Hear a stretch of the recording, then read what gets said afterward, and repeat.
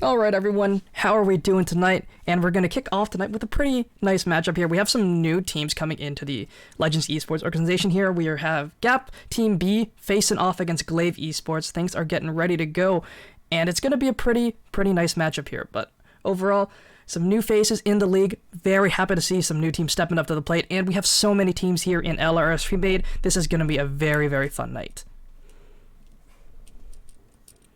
And what do you guys think so far about everything?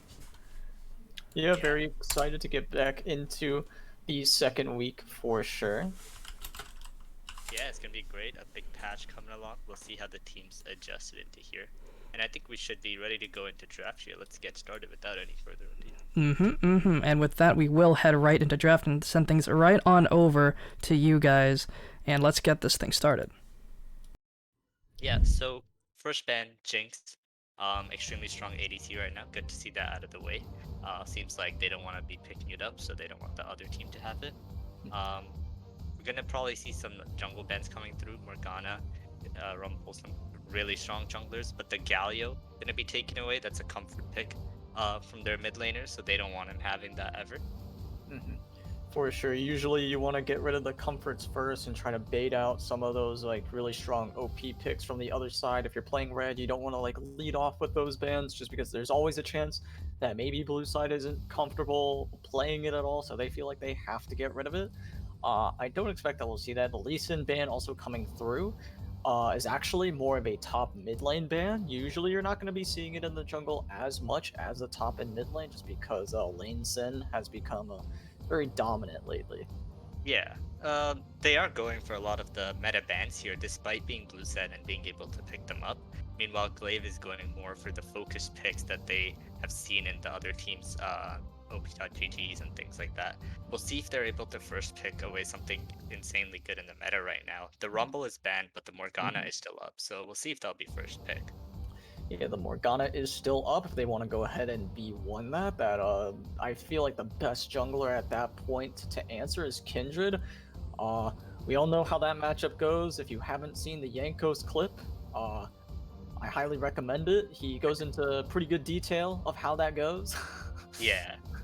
So yeah, Morgana, it's just so annoying to face her as the enemy jungler. She clears insanely fast, has spell shields, has roots to set up her team. It's just super strong.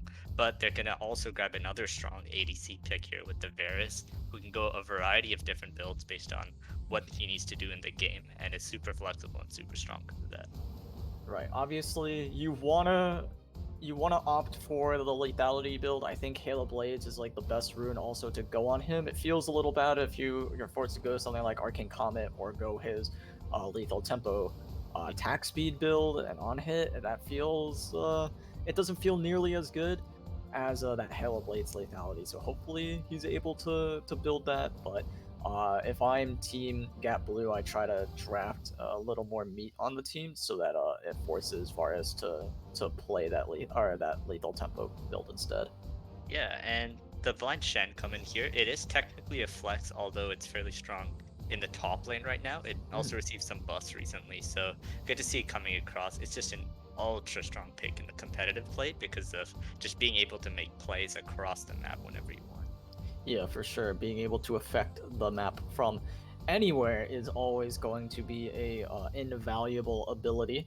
They go ahead and they actually lock in the Senna, which hasn't really been seen much since she was nerfed. I don't know if it was her directly. I think it was like the Kraken Slayer or the Ginsu's Rageblade nerf or something or other, where it like caps at 100% crit.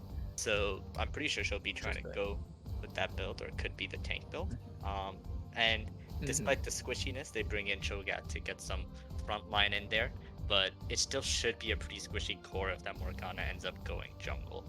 And these guys, and GLV Esports, are going to answer with the Thresh, a super good pick for anyone who's good at piloting it. And from what I've seen in their match history, it's his most played champion. So excited to see a good Thresh player coming through here on his character.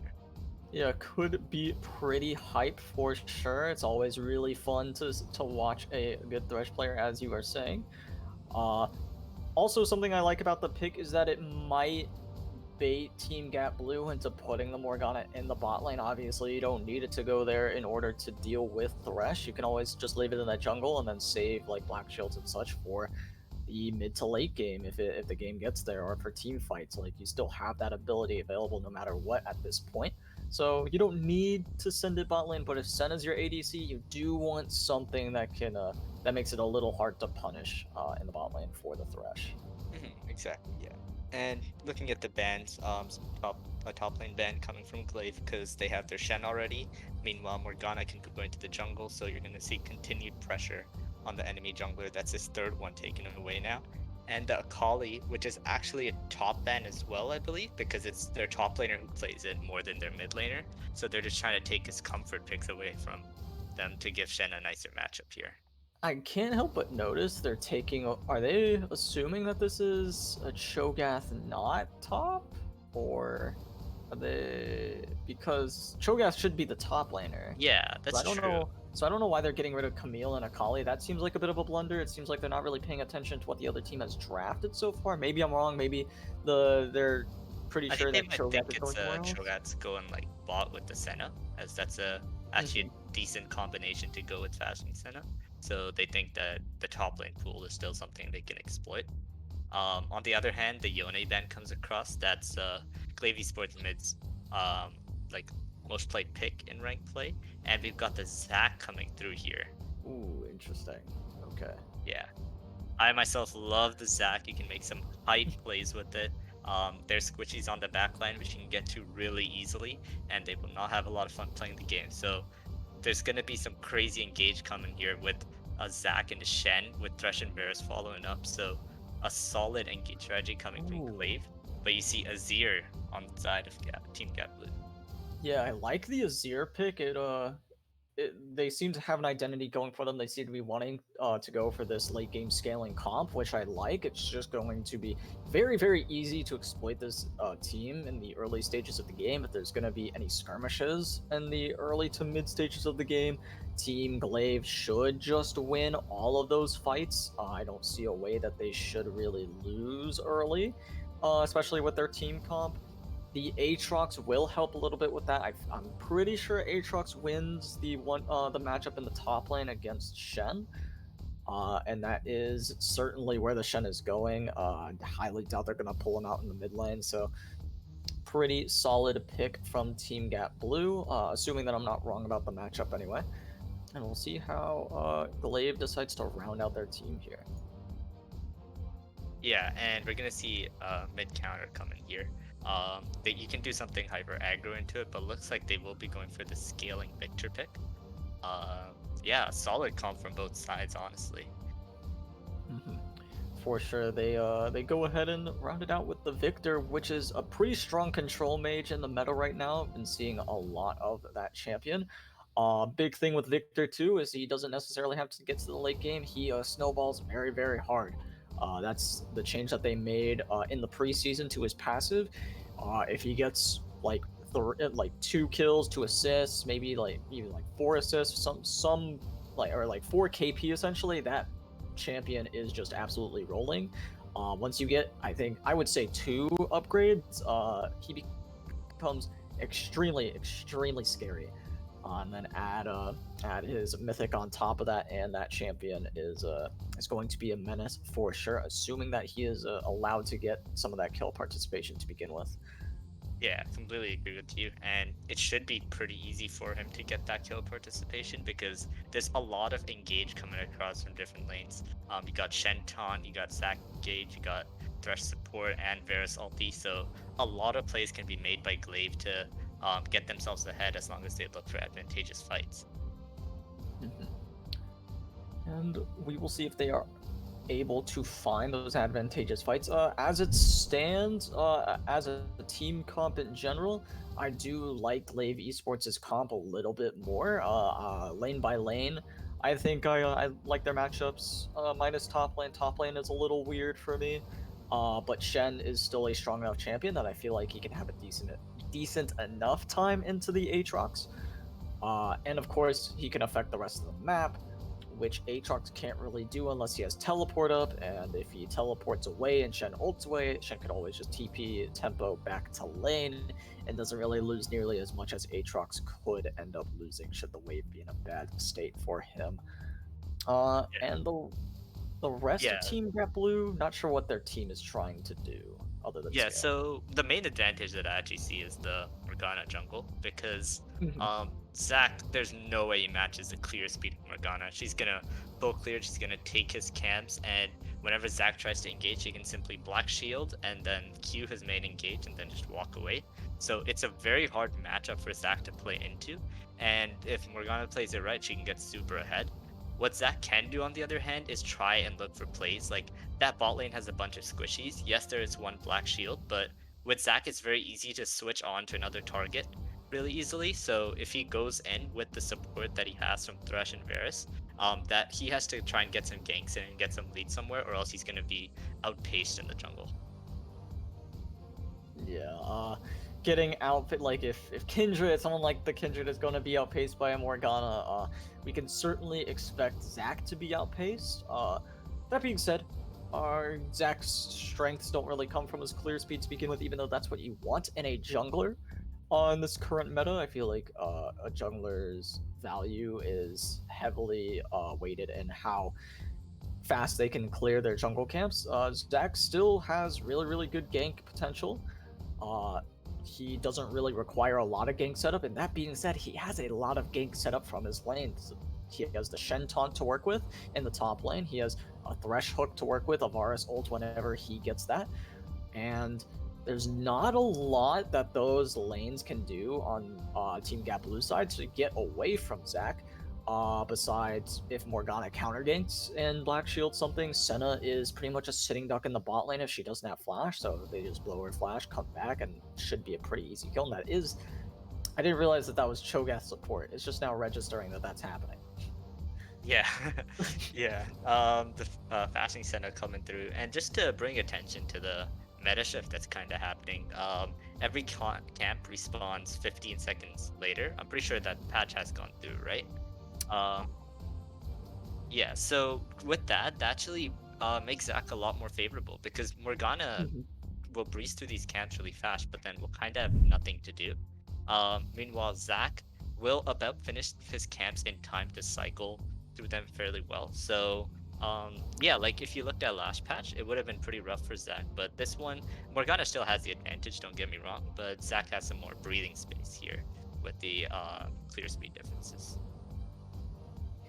Yeah, for sure. The new patch will definitely help out Zac a good bit. And something that is a little unfortunate is that this patch did come in only yesterday, so not a lot of time to mess around with the patch. It would have been a pretty smart idea for the teams to look ahead, assuming they knew that the patch was coming through a day before game day, and they just were aware of that fact, and looked at, hey, and just practice things that would have been good on the new patch, which is it's pretty difficult to do something like that, because the results that you get aren't necessarily going to be what would happen on the new patch, right? So yeah, they could have practiced Zac and scrims and got absolutely steamrolled just because his clear speed wasn't enough to handle. But if he was actually able to keep up as Zac, or just able to find pressure in other ways, then that should be even easier to do now. So definitely going to be interesting to watch this jungle matchup for sure. Yeah, it's gonna be an interesting early game to see which team can kind of look for leads.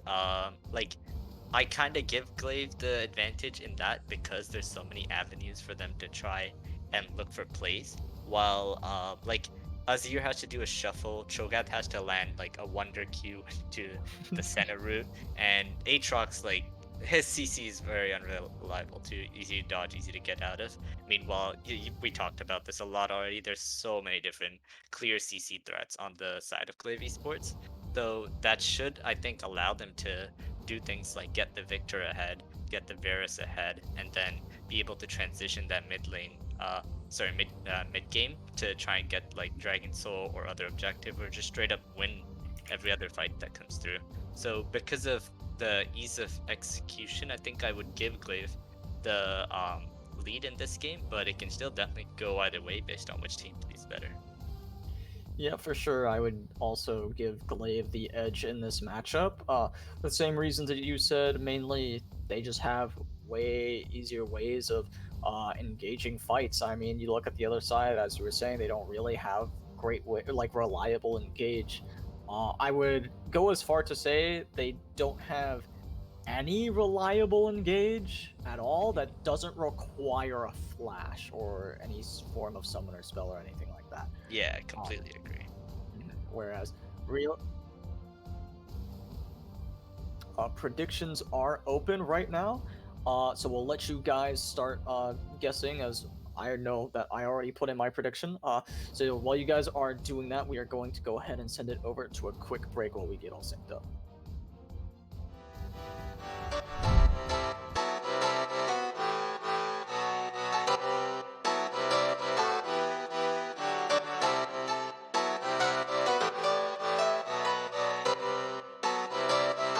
I saw you smile from across the bar. Yeah, she was pretty and so close but so far. She flipped her hair and I thought this can't be true. How does a man like me get someone like you? And then she looked at me and I was confused. Everyone here can't be the one that she'll choose. And I looked back and saw the spark in her eyes. This can't be real, my head's telling me lies. Just like that, you're coming closer to me. Come shake me, grab me, so I wake up from this dream. I can't breathe, come at me. I don't know if I can speak. Then she said, come with me and let's be free.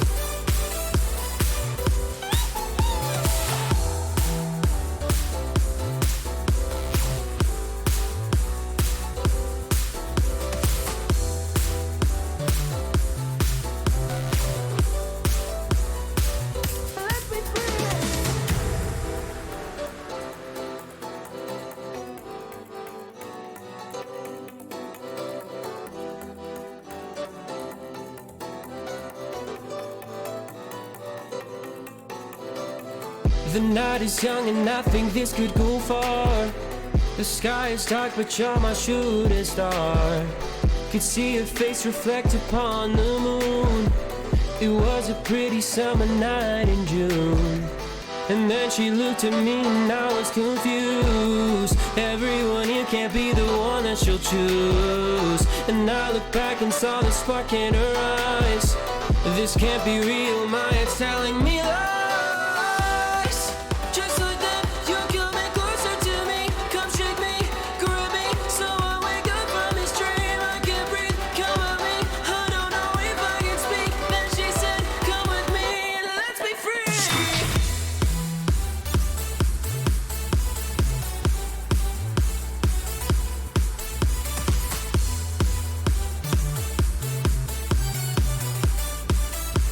Let's be free.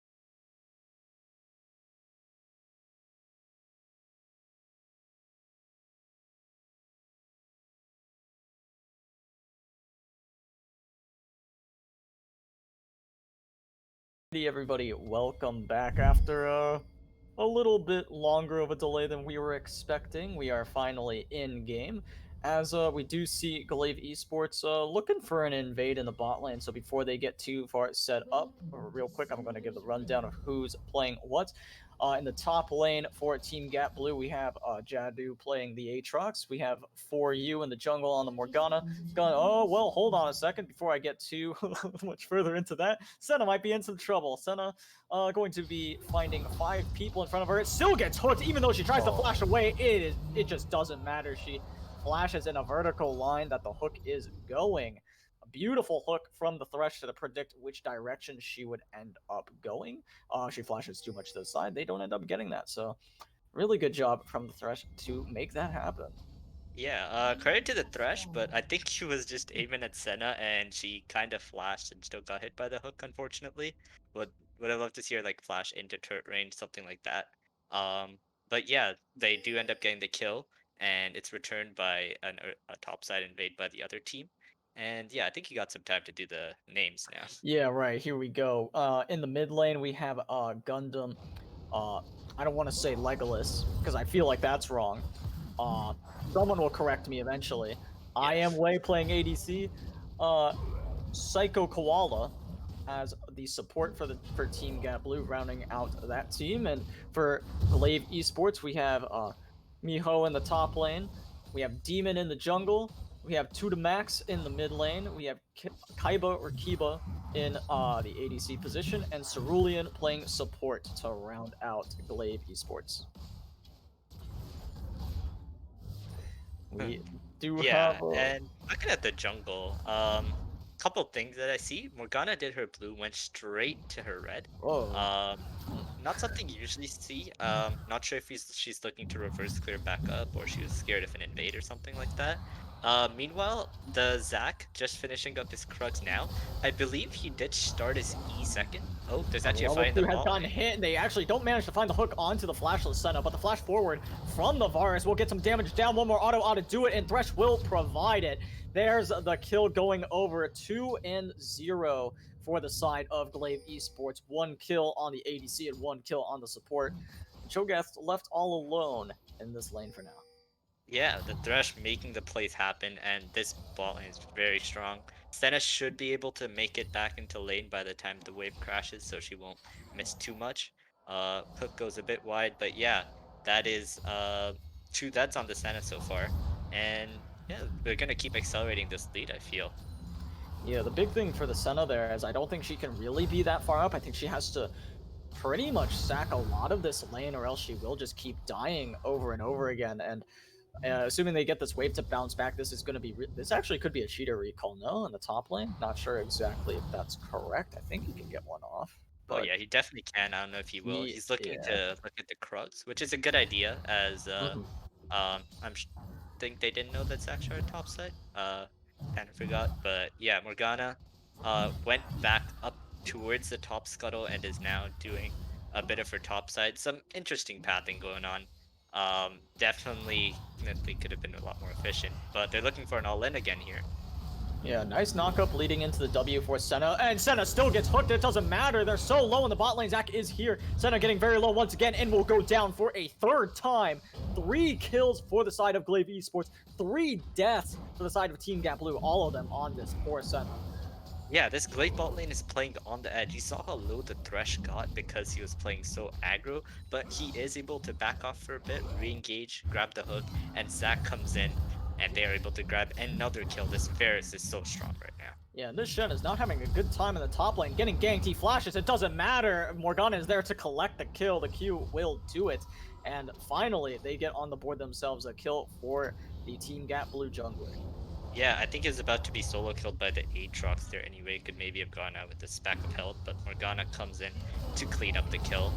And Zac ganking the mid lane, yeah. Oh, Azir has to unfortunately misses the Q, and Azir is able to get out with his flash. Yeah, Azir does manage to get out, does have to blow that expensive summoner spell though, which is very unfortunate for him. Shen did TP back to top lane, which gives Aatrox the ability to back. I'm pretty sure he could just walk on back here, doesn't need to teleport back. for the tempo, which is really, really good for him to have that edge over Shen. Yeah, and it looks like Morgana might be looking to sneak the dragon in here. Zac is actually even in CS, so she hasn't been really able to get too much of a lead with her superior wave clear, but she's gonna look for the early dragon stacking. So, and she should be able to get this done with the bot prio that their bot lane has despite being so behind. Ooh, unfortunately, Thresh hooks a minion, not able to find the Senna, but Senna is still only level 3 in this lane, with her support being probably about a half level up, I'd imagine. Not necessarily a full level. Yeah, there it is.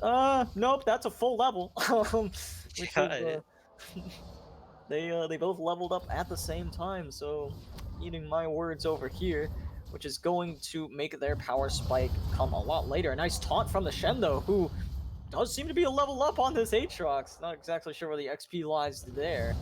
But he yeah, has and his we didn't actually get a moment to point this out. Actually, Zac might be looking for something here, but Thresh is oh, rooted. Zac's gonna come in if they overextend right here. They do not quite do that, but Cho'Gath's gonna be pulled back in, gonna be getting very low. 1Q from Varus will find its mark, and there it is. Cho'Gath goes down. Senna all alone once again. She should be able to survive under this tower. I don't think they're gonna look for the dive. I think they can, Oh, they honestly. can though, and Zac's gonna come in. He does have his passive up, but the teleport's coming through. The Shen ultimate as well. Senna's gonna go down. Shen is here, but so is Azir, and he's gonna Shurima shuffle Shen back under tower, and Shen is gonna go down. Aatrox is out looking for more blood. Varus not gonna be pulled back by the Umbral chains, and that means everybody survives from the side of GLV Esports, except for the Shen. Yeah, and the dive forced a lot of TPs and just a big fiesta in the bot lane. But yeah, Aatrox not able to get his flash over the wall to get that Q damage, and they are able to run away with just sacrificing the Shen.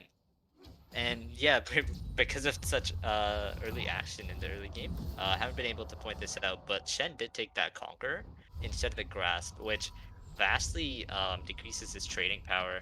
So it's pretty hard to just proc Conquer anywhere during this game while he could be getting easy grass procs whenever he goes for those taunt trades and then backs off. But yeah, something that is there to point out, the rune choice might be making a difference here. Yeah, for sure. I feel like it would be making a pretty heavy difference in the top lane. He is not able to get any favorable trades up here at all, it seems like.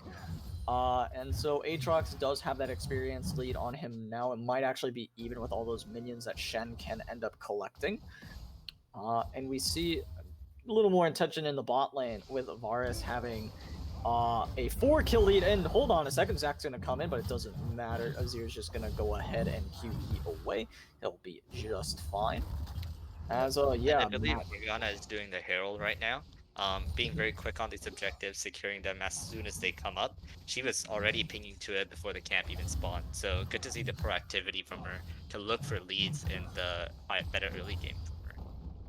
yeah, for sure. And she's able to pretty easily solo that one. Should be just fine. I think it went down while we were talking about it as a Yeah, and here's Morgana's like she has levels in her W, she farms super fast. yeah. She's gonna do her entire bot jungle in like a bit more than 5 seconds probably. And yeah, she's just gonna accelerate over the Zac. But the Zac has been doing well. He's been looking for ganks everywhere. He was part of why Varus is 4-0 right now. And yeah, that bot lane is looking very dangerous because Varus with the lead, he can use his ult, he has a thrust, and they can get on you, they can try to dive you, and they can accelerate that lead by themselves, just like they're Ooh, doing here. Cho'Gath has to pop his flash, and he'll be able to get out of that one just fine. And that's all that's going to end up happening in the bot lane. No other summoner spells besides the Ignite from the Thresh have been expended. As I don't think we'll see a kill going through. Maybe Senna if she walks up a bit too far. Morgana's actually here. Won't land the Dark Binding. She should be just fine. Does Black Shield to make sure that she is safe, and that is just fine for her. Varus had ulted, or Varus actually ulted a little bit earlier onto the Cho'Gath, I imagine. As yeah, Azir not allowed to walk back into his own lane, being zoned off by the Victor W. As Victor's gonna look for some tower plates, but he has a Senna coming in as well. Could be baited in here. Azir is not Yeah, going to Senna be just successful. helping him out. Azir is having a bit of a rough time in this lane. Victor's playing very well, trying to zone him away from CS. He is building up quite the CS lead for himself. just like they are in the bot lane too. Zach wants to look for this flashless Cho'Gath. They know that they don't have vision. They have 2 control wards set up in these bushes. But Cho'Gath senses something might be up. Even if Zach isn't here, which he is, and he's going to E on in. He's going to get queued back. Cho'Gath getting very, very low. Should be going down here to the Varus very shortly. Takes a few more autos, and Thresh is actually going to be the one who ends up picking it up. And yeah, another good play for the bot side for GLV Esports. Yep, Morgana's trying to get something on the other side top here. They might try and look for some plays with the Herald, but this should be a pretty easy dragon coming across to Glaive Esports. Varus doing a lot of damage, And flashes over the Varus- tower, and it's not enough. The ult coming out from the center, along with the tower shot, will also not be enough to kill the Varus. Varus could look for a Q onto Senna, and it looks like he's gonna do so, and if it hits, she dies, and there it is! The snipe, it was a pretty short range snipe, very disrespectful. Yeah, I believe he still had the ult too. It's pretty comfortable to get that kill. That's crazy for Senna to walk up again there, Yeah. knowing the far range abilities that Varus has. And we'll see if they can do anything to Shen. I think he should be fine under the turret here. I don't know, like they that'd don't be think going so, for as it. Shen just gets absolutely melted by the Morgana Aatrox combo. Yeah, and Morgana is able to land that root. I thought Shen would be able to dodge it. He has a flash as well, but Morgana just catches him out, and Aatrox with the perfect combo, and he gets the tower gold here. They are looking strong in the top side of the map. Yeah, for sure, that Rift Herald combined with the power of 2 members pushing is more than enough to get that first tower for themselves. So very, very nicely done from this Aatrox, who was kind of top diffing this game just a little bit as of right now. The CS lead isn't anything crazy, but that kill lead is a good bit for him. Even if it's 1 kill, that's still what you're looking for if you're playing Aatrox. And interesting first buy here. The Gale Force coming from Varus. Gonna allow him to dodge Morgana Qs, dodge Cho'Gath Qs, things like that. Make sure he stays safe with such a big bounty that he's picked up. Be used aggressively as well. You see he's looking for poke already. They want to try and make something happen again in this bot lane and punish that bot diff. And it's a pretty big one right now. Senna isn't even really close to her mythic. It does look like she is going for the Kraken Slayer build. I imagine that's going to turn into a Noon Quiver. I don't know what else that could be, or what that could become. As, yeah, we do have Aatrox. Not going to be quite caught out yet in the river. As the ult will catch out the Senna. Senna getting very low. The Flash Flay from the Thresh is going to be enough to secure the kill. As that should be all she wrote down there. Cho'Gath is backed up by the Morgana now. Yeah, I'm not sure how Senna's left. Oh, Zach Ooh, actually a went for nice gank jump here. onto the Yazir, but the Shurima Shuffle will be not quite be enough as they flash past it and manage to find the kill. Shen is here as well, and now Aatrox getting very low. He has his ult available, might be able to find the outplay. The tower shot onto Shen will not be enough to kill him as Aatrox getting very low. The ult from Senna also going to help to keep him alive. Will not find a kill though. As far as alone in the bottom. Yeah, they grabbed the Azir in the mid lane. Zach doing big work, with ganks coming from downtown. And yeah, you had to put up some crazy wards to ward against Zach, and they haven't been able to do that here. So Zach is getting free reign over these ganks. Yeah, what I want to talk about in that bot lane is like that Varus is very fat. You can't just walk up to him like that. Varus has the ult. He has EWQ, pop some autos in between, and Senna gets a one shot at this point. The rest didn't even need the flash lane, in my opinion. So yeah, bot lane doing extremely well. They're gonna keep farming the enemy bot lane, and this Varus is fed out of his mind right now. Absolutely, and he has the Rage Knife built now. Going to be converting that crit chance into on-hit damage instead, which is going to become very scary combined with his W and, of course, his Q. Once he gets those W stacked onto an enemy, they are pretty much just dead, especially if it is a squishy target like the Senna. I feel like she just absolutely pops at that point. So going to be fun to watch what this Varus can do for the rest of the game. The outplay availability for him with the Gale Force. So we'll see how he does. I feel like this bot lane is going to get absolutely out of control once they start moving around the map, though. Yeah, and they left the Cho'Gath alone in this bot tower here. Because Thresh has the Aftershock instead of the Guardian, it's going to be a bit hard to dive, but looks like Cho'Gath is going to walk away. They're going to let a few minions die to the tower before they pick it up, but in the end, Yeah, they should be able to pick up this tower here, and Varus is gonna grab that solo gold. You see the Thresh walking away a bit from him, and they're gonna counter with a Herald in the mid lane here to try and catch some gold for themselves. And it looks like they're going to be able to zone the Victor off. Victor actually just flashes past everybody, manages to find himself a way to safety as Thresh is here going to Lantern in Varus. Varus is here as well, going to be rooted up in just a second by the Senna. Aatrox trying to find a kill onto him, but he gale forces away. The Emerald Chain's going to pull back the Thresh, but a massive Q on the Senna means she cannot stay here any longer. One more Q like that, W empowered will kill her. W shouldn't be up for a while. I'm pretty sure Yeah, that was. Victor using his sheer willpower, I guess, to just go on them. Oh, Zach's gonna try to look for something here, but nothing to queue onto. But yeah, somehow just lives there despite just going through all of them. And Varus almost getting caught, but uses the Gale Force to get away there. But it looks like they're gonna be able to get priority on this dragon. You see the amount of damage that Varus is doing with these Qs. It's very hard for the other team to walk up. Yeah, for sure. Varus is doing a ton of damage, and being 5-0 and 3 usually means that you're going to be doing a ton of damage, especially when that is considering you have almost 100% of your team's KP. You're only missing out on 1 kill, which is pretty ridiculous if I do say so myself. I believe the only other kill that he hasn't participated in was Varus. The mid lane My bad, Victor. I can't remember when that was or what the context of it It's was the gank exactly. laning phase, I believe. All right, yeah, it Yeah. was yeah, and that so I'd say about 88% KP is pretty good, especially if you are the AD carry. That is ridiculously good right now. The exact gold difference between him and Senna is absolutely ridiculous too. It's about 3k gold. She is fasting, which is a part of that, but even still, Aatrox, yeah, he'll be just fine.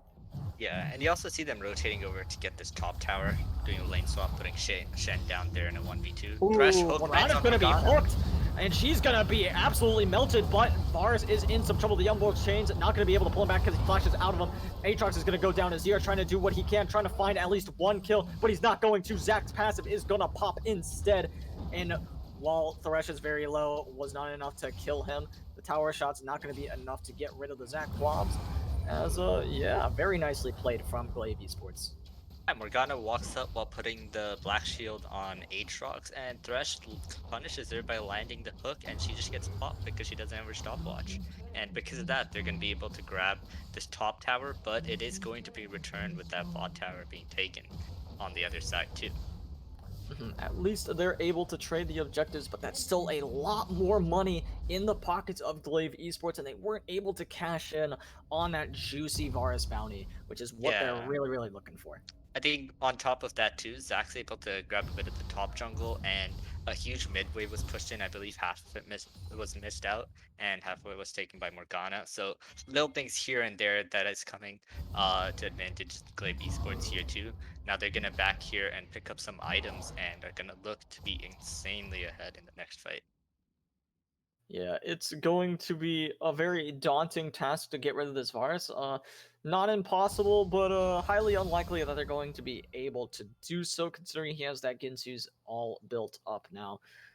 Yeah, and like here's where that draft comes in too. Like, how are you going to get a clean engage onto the Varus? You need to land some crazy abilities while a Varus has his Gale Force too. So it's really on the Varus to mess up here. If he doesn't mess up, he shouldn't be able to get caught, especially with the Thresh peeling him too. So yeah, like it's gonna be very hard for them to look to find a way to get back into them, but that impossible is what they must do. Yeah, and I think you've put it very, very well. Can't really add any more on to that. Varus, not gonna be easy to kill at all. Meanwhile, Senna doesn't really have a lot to help her out. At this point in the game, if she dies anymore, while it is because that Varus is so much ahead, it's also because she doesn't really have a lot of peel to help her out. At most, she has like Morgana and Cho'Gath, and that really isn't enough at all to stop even like a slightly fed team, let alone this 7-0 and 4 Varus. Yeah, when actually a binding pop, but yeah. he has all the peel in the world. Yeah. Will be just fine. In fact, Zach saw, ooh, okay, so we're just gonna go in on this then. But she is able to outrun him, so should be just fine. Yeah, and you can see the amount of vision control that they have all over in that bot jungle. Zach's gonna look for something again. It's good, he's being proactive, looking for things. Not able to get something here, but has been able to get a lot throughout the game. But yeah, a lot of vision control around this bot jungle with the dragon spawning in a minute. And we're gonna have to see how Morgana is gonna be able to walk up here. She hasn't completed her Zanya's yet either. So I feel like they have to give the Oh, dragon, but they Victor. actually find Victor on the side here. Yeah, they do find a couple of CC chains onto him. That's a shutdown for the Aatrox. That's who you want to have it, him or Senna.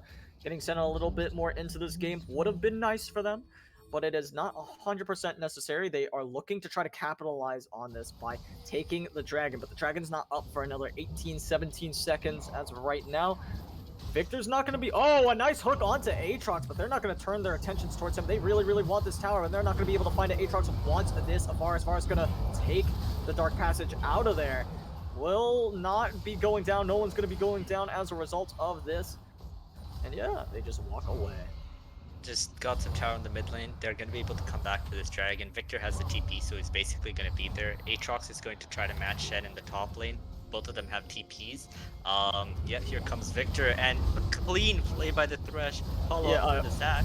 Yeah, Zach going in. Azir's going in, finds a nice Shurima shuffle. Will it be enough, though? He is getting so low. Varus manages to find the kill, and Varus is staying alive. Victor also staying alive. They are all untouched, basically, right now. Zach going in, trying to find a kill onto the Morgana. Morgana getting very low. The shield's not going to be enough to keep her alive, though. Varus melting this dragon now with his team. Senna looking for a steal. She should not stick around to try to look for this. There's no chance that she gets this. And they're not gonna pull the or press the go button on her. Instead, they just look to probably brig this mid tower, maybe even go for the Baron. Yeah, that engage was beautiful. A double flay by the Thresh into the Zac engage, and they are able to clean up that fight. And yeah, this Thresh, he even gets a dragon. He's making a lot happen. Yeah, thankfully it wasn't Senna who ended up getting the flash hit on that. But yeah, it should be a free Baron take. Not really any way that this can be stolen. They're going to get some good resets. We're going to see what Varus is going to buy in this back here. He is legendary right now. Yeah, he has 2,300 gold in his pockets. Last Whisper into the LDR. So that's pretty solid LDR. Great item right now into the Cho'Gath, assuming that it gets late enough where that would be a problem. It should never be a problem now. I really like that itemization. Some might have gone for the, I believe it's Serelda's Grudge. Yeah. Yes, that slows, and he could have slowed with his Qs. Would have been a little bit greedy. I would have respected that buy since he's so far ahead. Should have been able to close it out with even that item, but I also respect going for the LDR here. Yeah, LDR, that's the Chad full damage build. He's going to be cutting through those tanks like paper when he autos them. Yeah, this Varus is just going to deal so much damage. It's looking like a go next for the side here. But yeah, they need to try and get a pick somewhere, but there's so much vision control by the Thresh and the other members of the team to make sure that doesn't happen. You can see, like, there's a very few number of blue wards on the map because it keeps getting cleared out too. You can see the number of sweepers on GLV as opposed to the number on Team Gap Blue, and that helps them get control of that vision because anything they put down will instantly be taken away.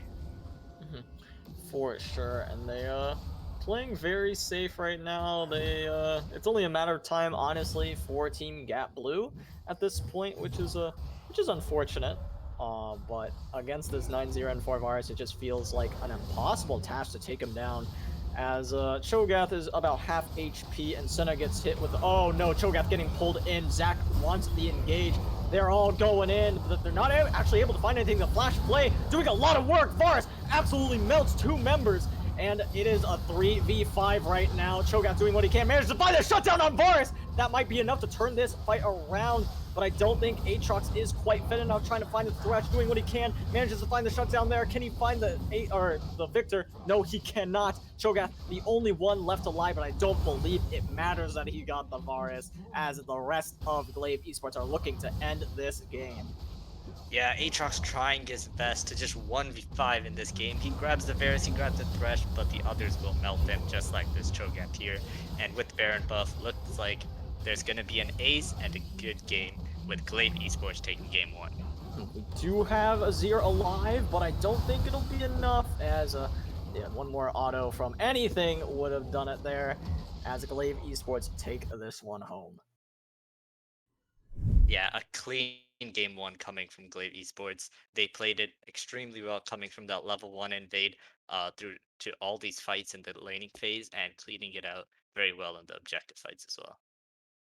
Yeah, for sure. I mean, after you got a lead like that on Varus, there was really no doing wrong after a certain point, right? I mean, he was just absolutely nuts. He even overstepped a couple of times, but they weren't able to punish just because he was outputting too much damage. Yeah. But yeah, like a lot of like some key performers that I want to point out. That Thresh was insane, doing so many setup plays. You can see the huge amount of kill participation that he has too. The Zach also contributing to that setup. He has an insane KD. Look at that 3-0 and 11. And on top of that, the benefactors of those also performing really well to follow up on those engages, the Varus and the Victor. And the Shen, he didn't have too good of a laning phase, but he still helped out his team a lot with that utility. And together as a team, they're able to pick up that win. Yeah, for sure. GG to GLV Esports. Before we throw it to a break, do you have anyone that you consider giving MVP for this game? I think I know who my vote is. Yeah, mine's gotta be the Thresh there with the huge Mhm. engages. Thresh, my favorite character, so I'm a bit biased from that, but I think he truly did perform well and basically just ran the show this game. I have to agree. I think while Varus was an absolute beast, I don't think really any of that happens without the Thresh. We gotta give credit to support in that situation. And of course, as you're saying, in these team fights, he was finding these crazy flay engages. In that last one as well, he was able to find two members, and that was the main reason they ended up winning the fight. Even though Varus goes down, it doesn't matter because Thresh and him already found such a huge play. Completely agree with you. And yeah, with that, I think we should be able to throw it into a break before game 2.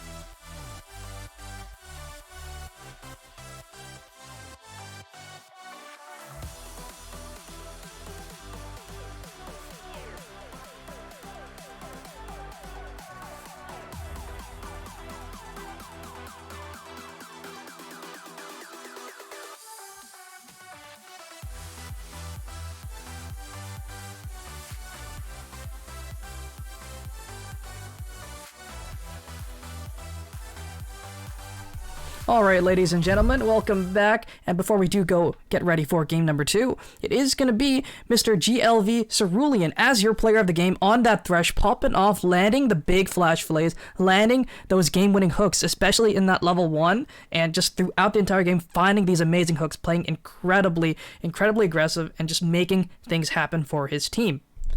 And Karthik, I know this champion's near and dear to your heart, but, what can you say? This guy played incredible. Yeah, that is just some pristine Thresh play coming out from him. You see a lot of Threshers playing safe with their Guardian, but this guy landing hooks everywhere, making some big plays, and gets his Varus ahead, and they are able to take over the game because of that. Despite being down at gold in the top side, the Varus had, I think it was like a 3k gold lead, and that was hugely in part to the Thresh. Yeah, for sure. That Varus was ridiculously ahead, and as you're saying, that isn't really possible without a really good play from the Thresh.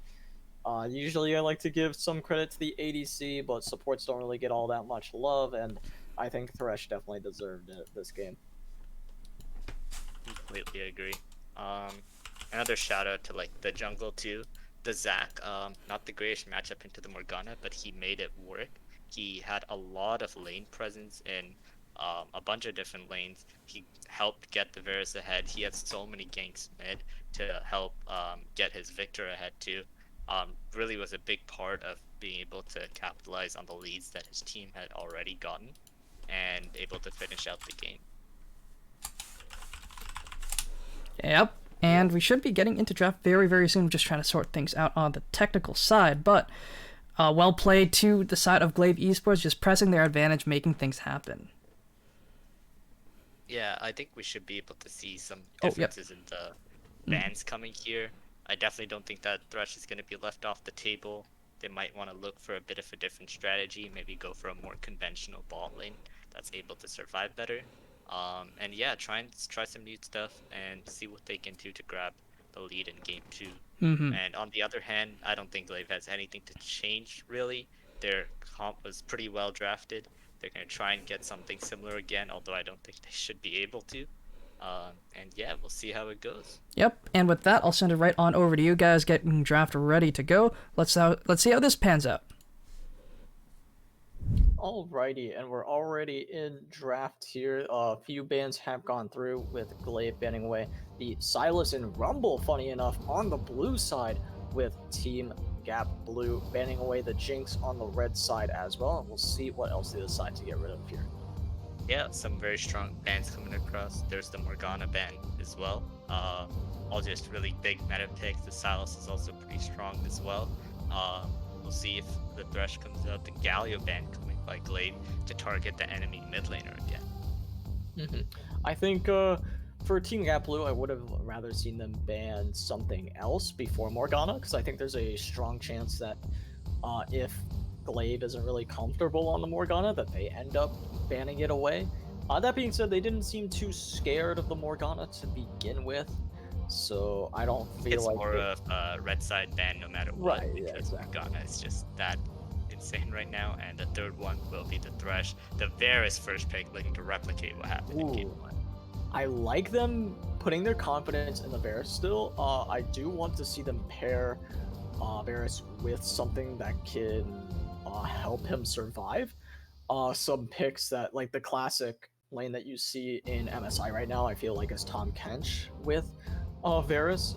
I do know that a lot of supports don't really like playing that champion though, because you're basically just a QSS bot. Yeah, pretty much.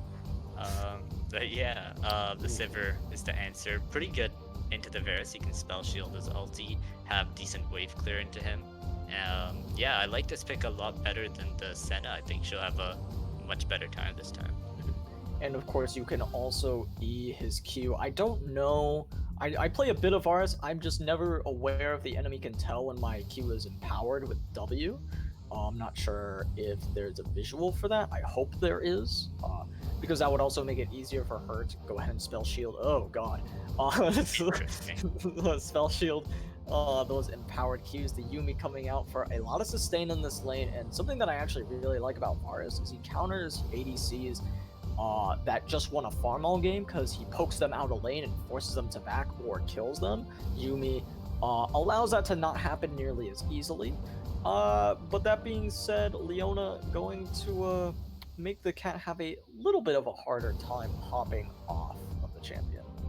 Yeah, and if this does end up being picked up, Sivir usually something that he can spell shield during engage, but Leona can EU, Leona can ult you, and there's gonna be an Ornn ult coming at you, so Sivir can't spell shield all of it. So some heavy CC being picked up by GLV. They want to make sure that they have good hard CC to make the plays like last game, and their comp is looking pretty good already.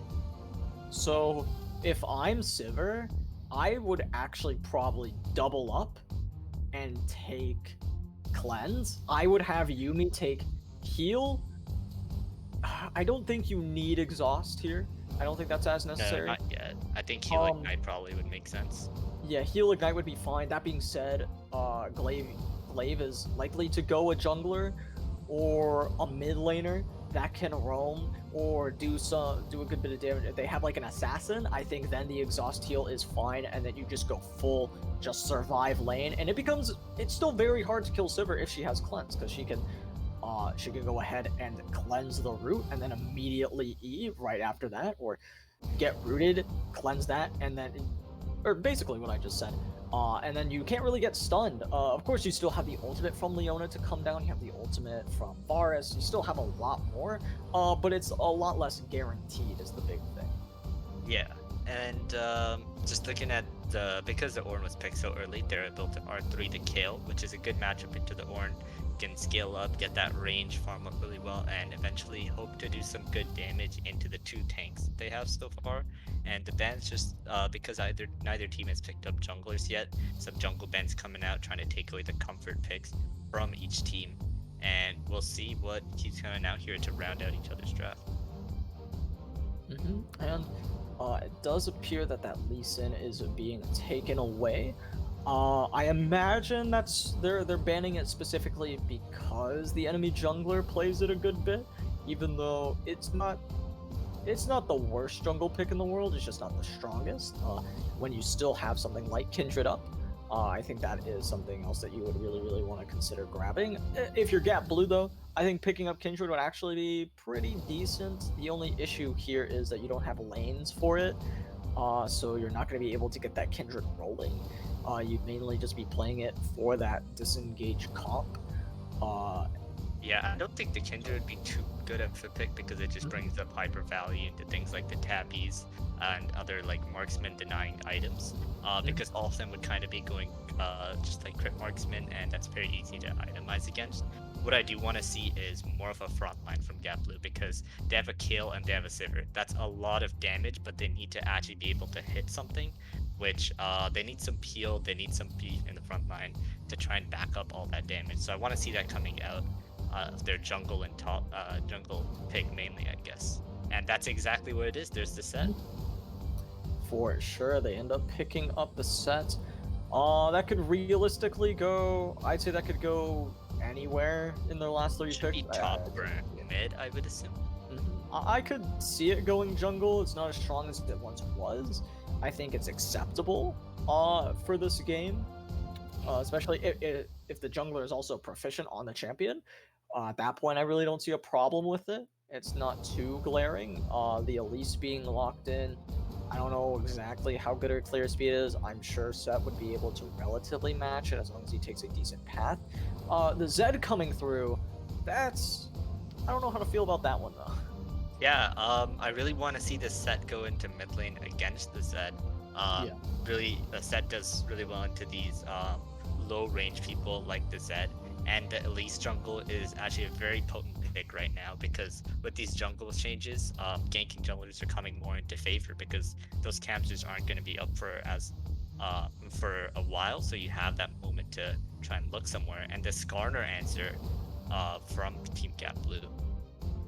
Yeah, they have a lot of answers for Zed. Even before that champion was locked in, they had Set, they had Kale, Sivir's E doesn't really provide too much for that, but they had a Yumi ult to also help peel a little bit for him. But rounding it out with a Skarner ultimate, forcing him to spend that 1300 gold or be useless, is going to be annoying for Zed to deal with for sure. And I'm gonna be looking for him to build a QSS very early on in the mid game. Yeah, so some interesting playstyles that are going to be coming out. I do think Team Gap Blue has a much better draft this time. They have a good front line in front of some people that are going to be able to deal a lot of damage. However, it is going to be still very auto attack focused, so should be decently easy to itemize against with the plated steel caps, I believe that's what they're called now. Yeah, and looking on the other end, that is another really proactive early game coming from GLV Esports. They have the Elise that can kind of go anywhere. You got Leona to help out in the bot lane, you got Ornn to help out in the top lane, and she can also provide the CC to help in the mid. This Elise can be very dangerous in the early game, and I expect her to take full advantage of that early prowess and even look for dives to try and get her laners ahead. Yeah, for sure. Very excited to see how they end up playing this one. Team Gap Blue, I'm looking for something specific. I'm looking for some engage, and it looks like they have a little bit more this time, at the very least. But still not great reliable forms of it. Especially considering how much GLV Esports have once again. Their engage isn't as reliable this time, I'd say. The Zac was a really useful tool to have.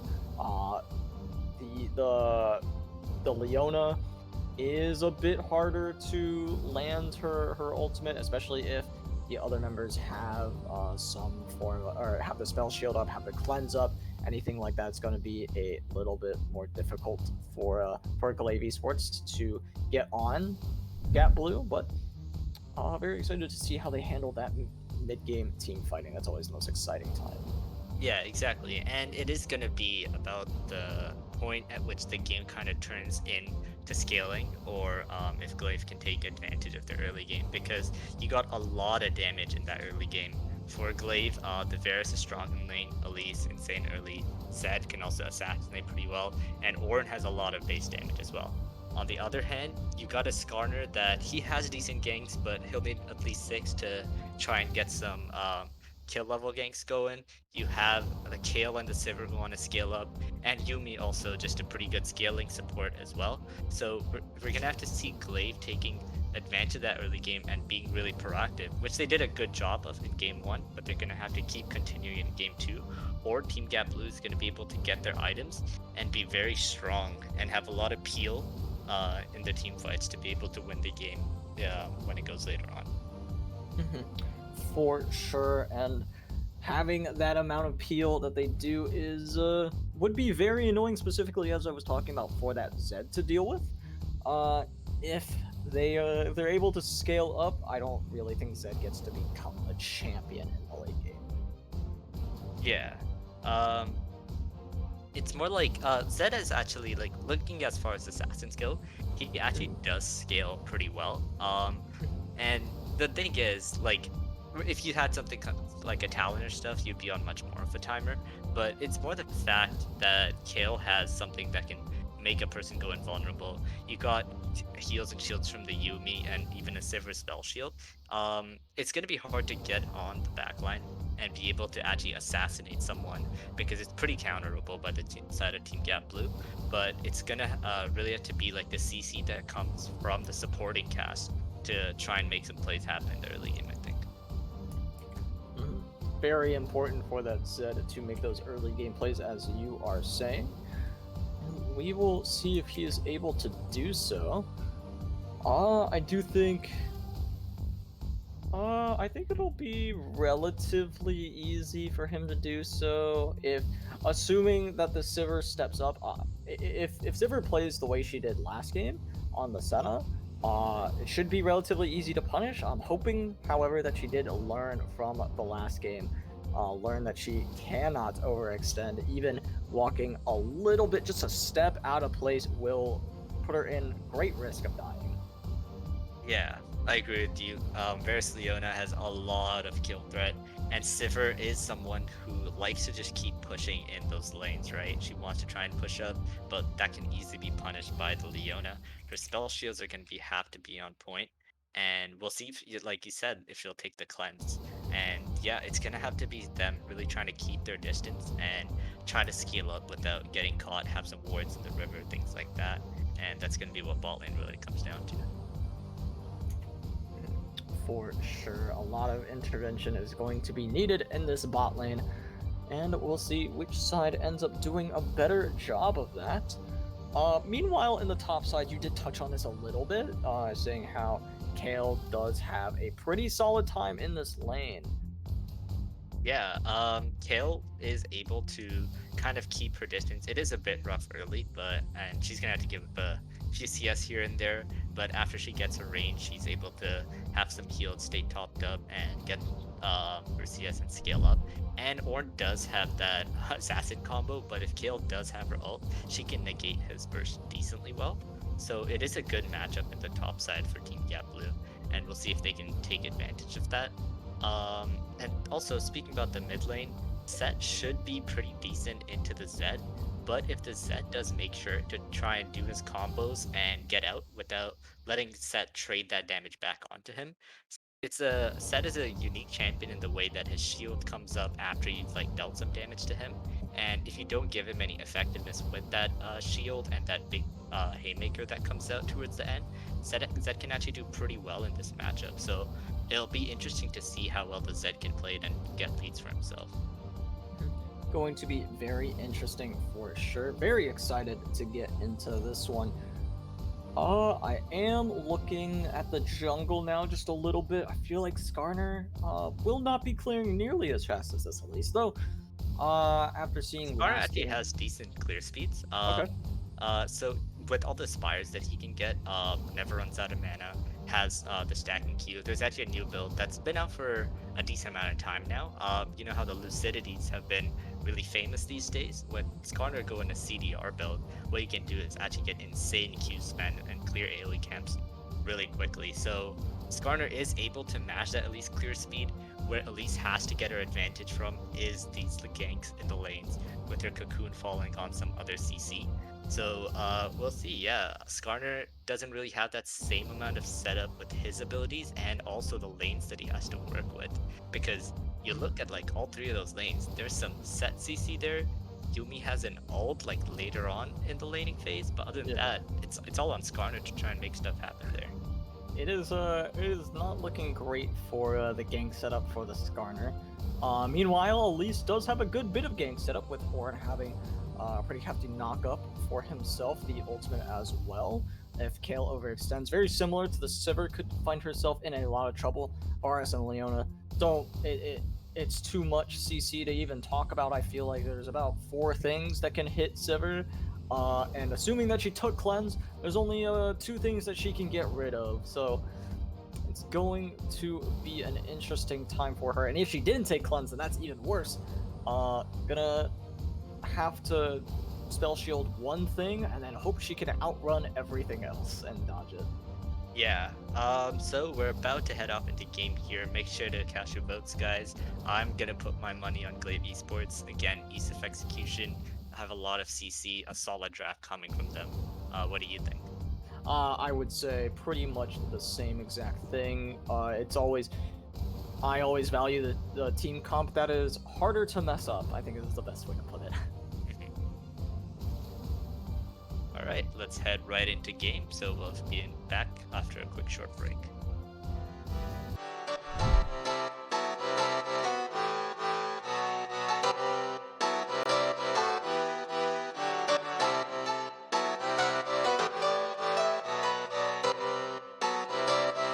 I saw you smile from across the bar. Yeah, she was pretty and so close but so far.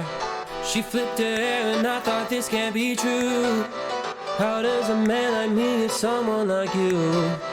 And then she looked at me and I was confused. Everyone here can't be the one that she'll choose. And I looked back and saw the spark in her eyes. This can't be real, my head's telling me lies. Just like that, you're coming closer to me. Come shake me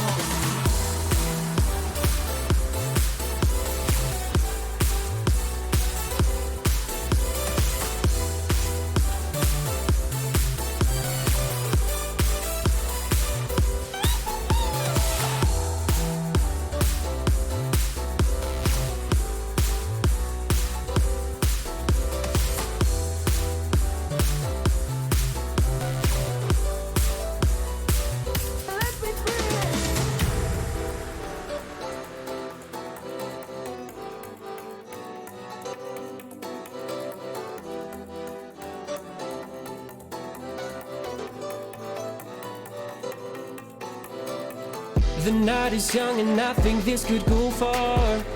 The sky is dark but you're my shooting star. Could see your face reflect upon the moon. It was a pretty summer night in June. And then she looked at me and I was confused. Everyone here can't be the one that she'll choose. And I looked back and saw the spark in her eyes. This can't be real, my head's telling me Welcome lies. back, everybody, for Game 2, and thank you so much to Upsurge for raiding. Glad to have you guys here. Assuming how many of you have stuck around, good to have you. We have GLV Esports on the blue side going up against Team Gap Blue on the red side, and very excited to get into this one before we get too underway here. Well, hold on, we have a bit of an invade happening, but no one should end up dying. Pretty weird invade, 3-man invade, not usually what you see. Yeah, it looks like they're just gonna be trying to get some vision here. That's good. It's always nice to know where the enemy jungler is gonna be starting, especially when it's an Elise who can be very proactive and get some ganks before she does a 1-4 rotation. And oh no, there's gonna be a pause.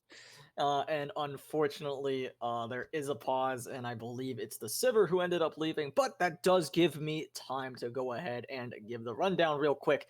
GLV Esports on the blue side, we have Miho in the top lane, Demon in the jungle, To The Max in the mid lane, Kaiba in the ADC position, and Cerulean rounding out the team at support. And on Team Gap Blue on the red side, we have Jadu in the top lane, For You in the jungle, Gundam Legolas in the mid lane, I Am Wei in the ADC position, and Psycho Koala rounding out the team at support. And if anyone knows that I mispronounced a name, please tell me, because I feel like I got at least one of those wrong, mainly the mid laner for Team Gap Blue. Yeah, some interesting drafts. I want to point out Sivir going for the tier start, going for pure scaling. She's got the Yeah. cleanse, she's got the dark harvest. Pretty much what we kind of expected for her. When we talked about it in Champ Select. On the other hand, Varus, not the lethal tempo, the Hail of Blades this time. I really like that decision. But Leona's gonna have to go ham. That player of the game last time. If he can match that performance, they can easily get onto that Sivir Yumi and get a lead on that bot lane again. So I actually have a bit of an issue with the Dark Harvest specifically, which is we were talking about this a little bit beforehand, that Ornn, she's going to tickle him. I feel like she needed to go lethal tempo and go for it. Maybe I'm wrong about this, but I feel like lethality does fall off a lot harder than crit. I feel like if you want to scale, you want to go for that crit build. I think it's a lot better. I don't know if she's thinking of going full lethality. I hope not. I hope she doesn't go Manamune into Duskblade. With that keystone though, you kind of have to. That's kind of what you're planning on doing. But I would rather see some crit. But again, the tier makes me think that it's just gonna be full lethality, which is very scary if Ornn gets anywhere near ahead in this lane. Yeah, even the Kale doesn't have that lethal tempo. But it looks like she's gonna be the one in charge of killing that Ornn and also the tanky Leona. I think mainly the playstyle they're trying to look for is Sivir's gonna go for the hits on the back line, and the fact that Elise and Zed kinda have to go in so she can get her autos in there. But yeah, it's really gonna be up to player preference there, I guess. I don't think one is too much better than the other. I think it should be okay, and we are getting right into it. Both junglers starting off on the bot side. You can see Skarner probably going to be doing a full clear 5 camp coming towards top scuttle, but Elise is going straight for her blue buff to do the 3 camp into a gank with her level 3. That's what we saw the Morgana do last time, is go ahead and do the buff reverse clear. Which was weird to see the Morgana do that. Oh yeah, I because was not a fan of that. Yeah, no, I feel like her clear is way too fast, but I think for Evelynn it works out really well, especially if you're planning on ganking bot side first. I really like it for that, which does seem to be this Elise's plan. So, no complaint. Yeah, this 3 camp much better for the Elise, because that kill is definitely someone that can be dove under tower. There's a lot of CC coming from the top lane and the jungler, and you can see Elise starting to move up there too. Alright, so Leona goes a little ham, does find the E, but because Sivir gets Spell Shield second, it doesn't matter. Oh, Elise finds Skarner all alone in this tri-bush. He's getting very low. The knockup gonna hit too, and that's Burst Blood for Ornn, and that's what we did not want to happen for the Sivir. Yeah, and you can see Skarner, he had the right idea. He knows Elise is coming top because of that ward they had, but he kind of goes by himself, gets caught out without that vision in the tri-bush, and they just blow him up with that CC. And that is really unfortunate for Team GAPB. Yeah, I think the most important part of that is, Skarner can't be there because Kayle cannot follow. If you know that the enemy jungler is going to be there, it means that it's probably going to be a 2v1. You just tell your jungler, hey, I'm here, I'm going to shadow you if you need me, I'm going to be on Krugs. If they dive you, tell me, or if it looks like you're about to die, I can come run up real quick. You do not sit in Tribush because you are SOL there.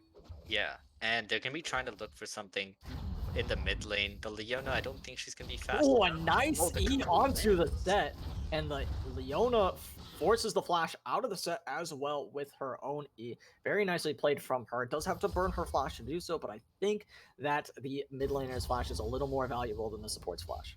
Yeah, I really like the aggressiveness there. Set doesn't have flash, Set and Elise now do, and they should be able to capitalize on that. Oh, a nice stun onto the Sivir. Once again, she cleanses a little early, gonna be taken very low, but does manage to get away. Not even early, I would say she actually cleanses very late there. Yeah. Should have cleansed immediately after getting hit by the cocoon, as Zed is gonna take a good bit of damage.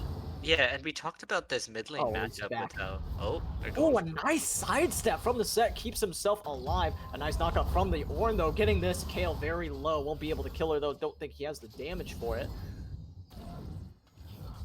Ooh, nice spell shield.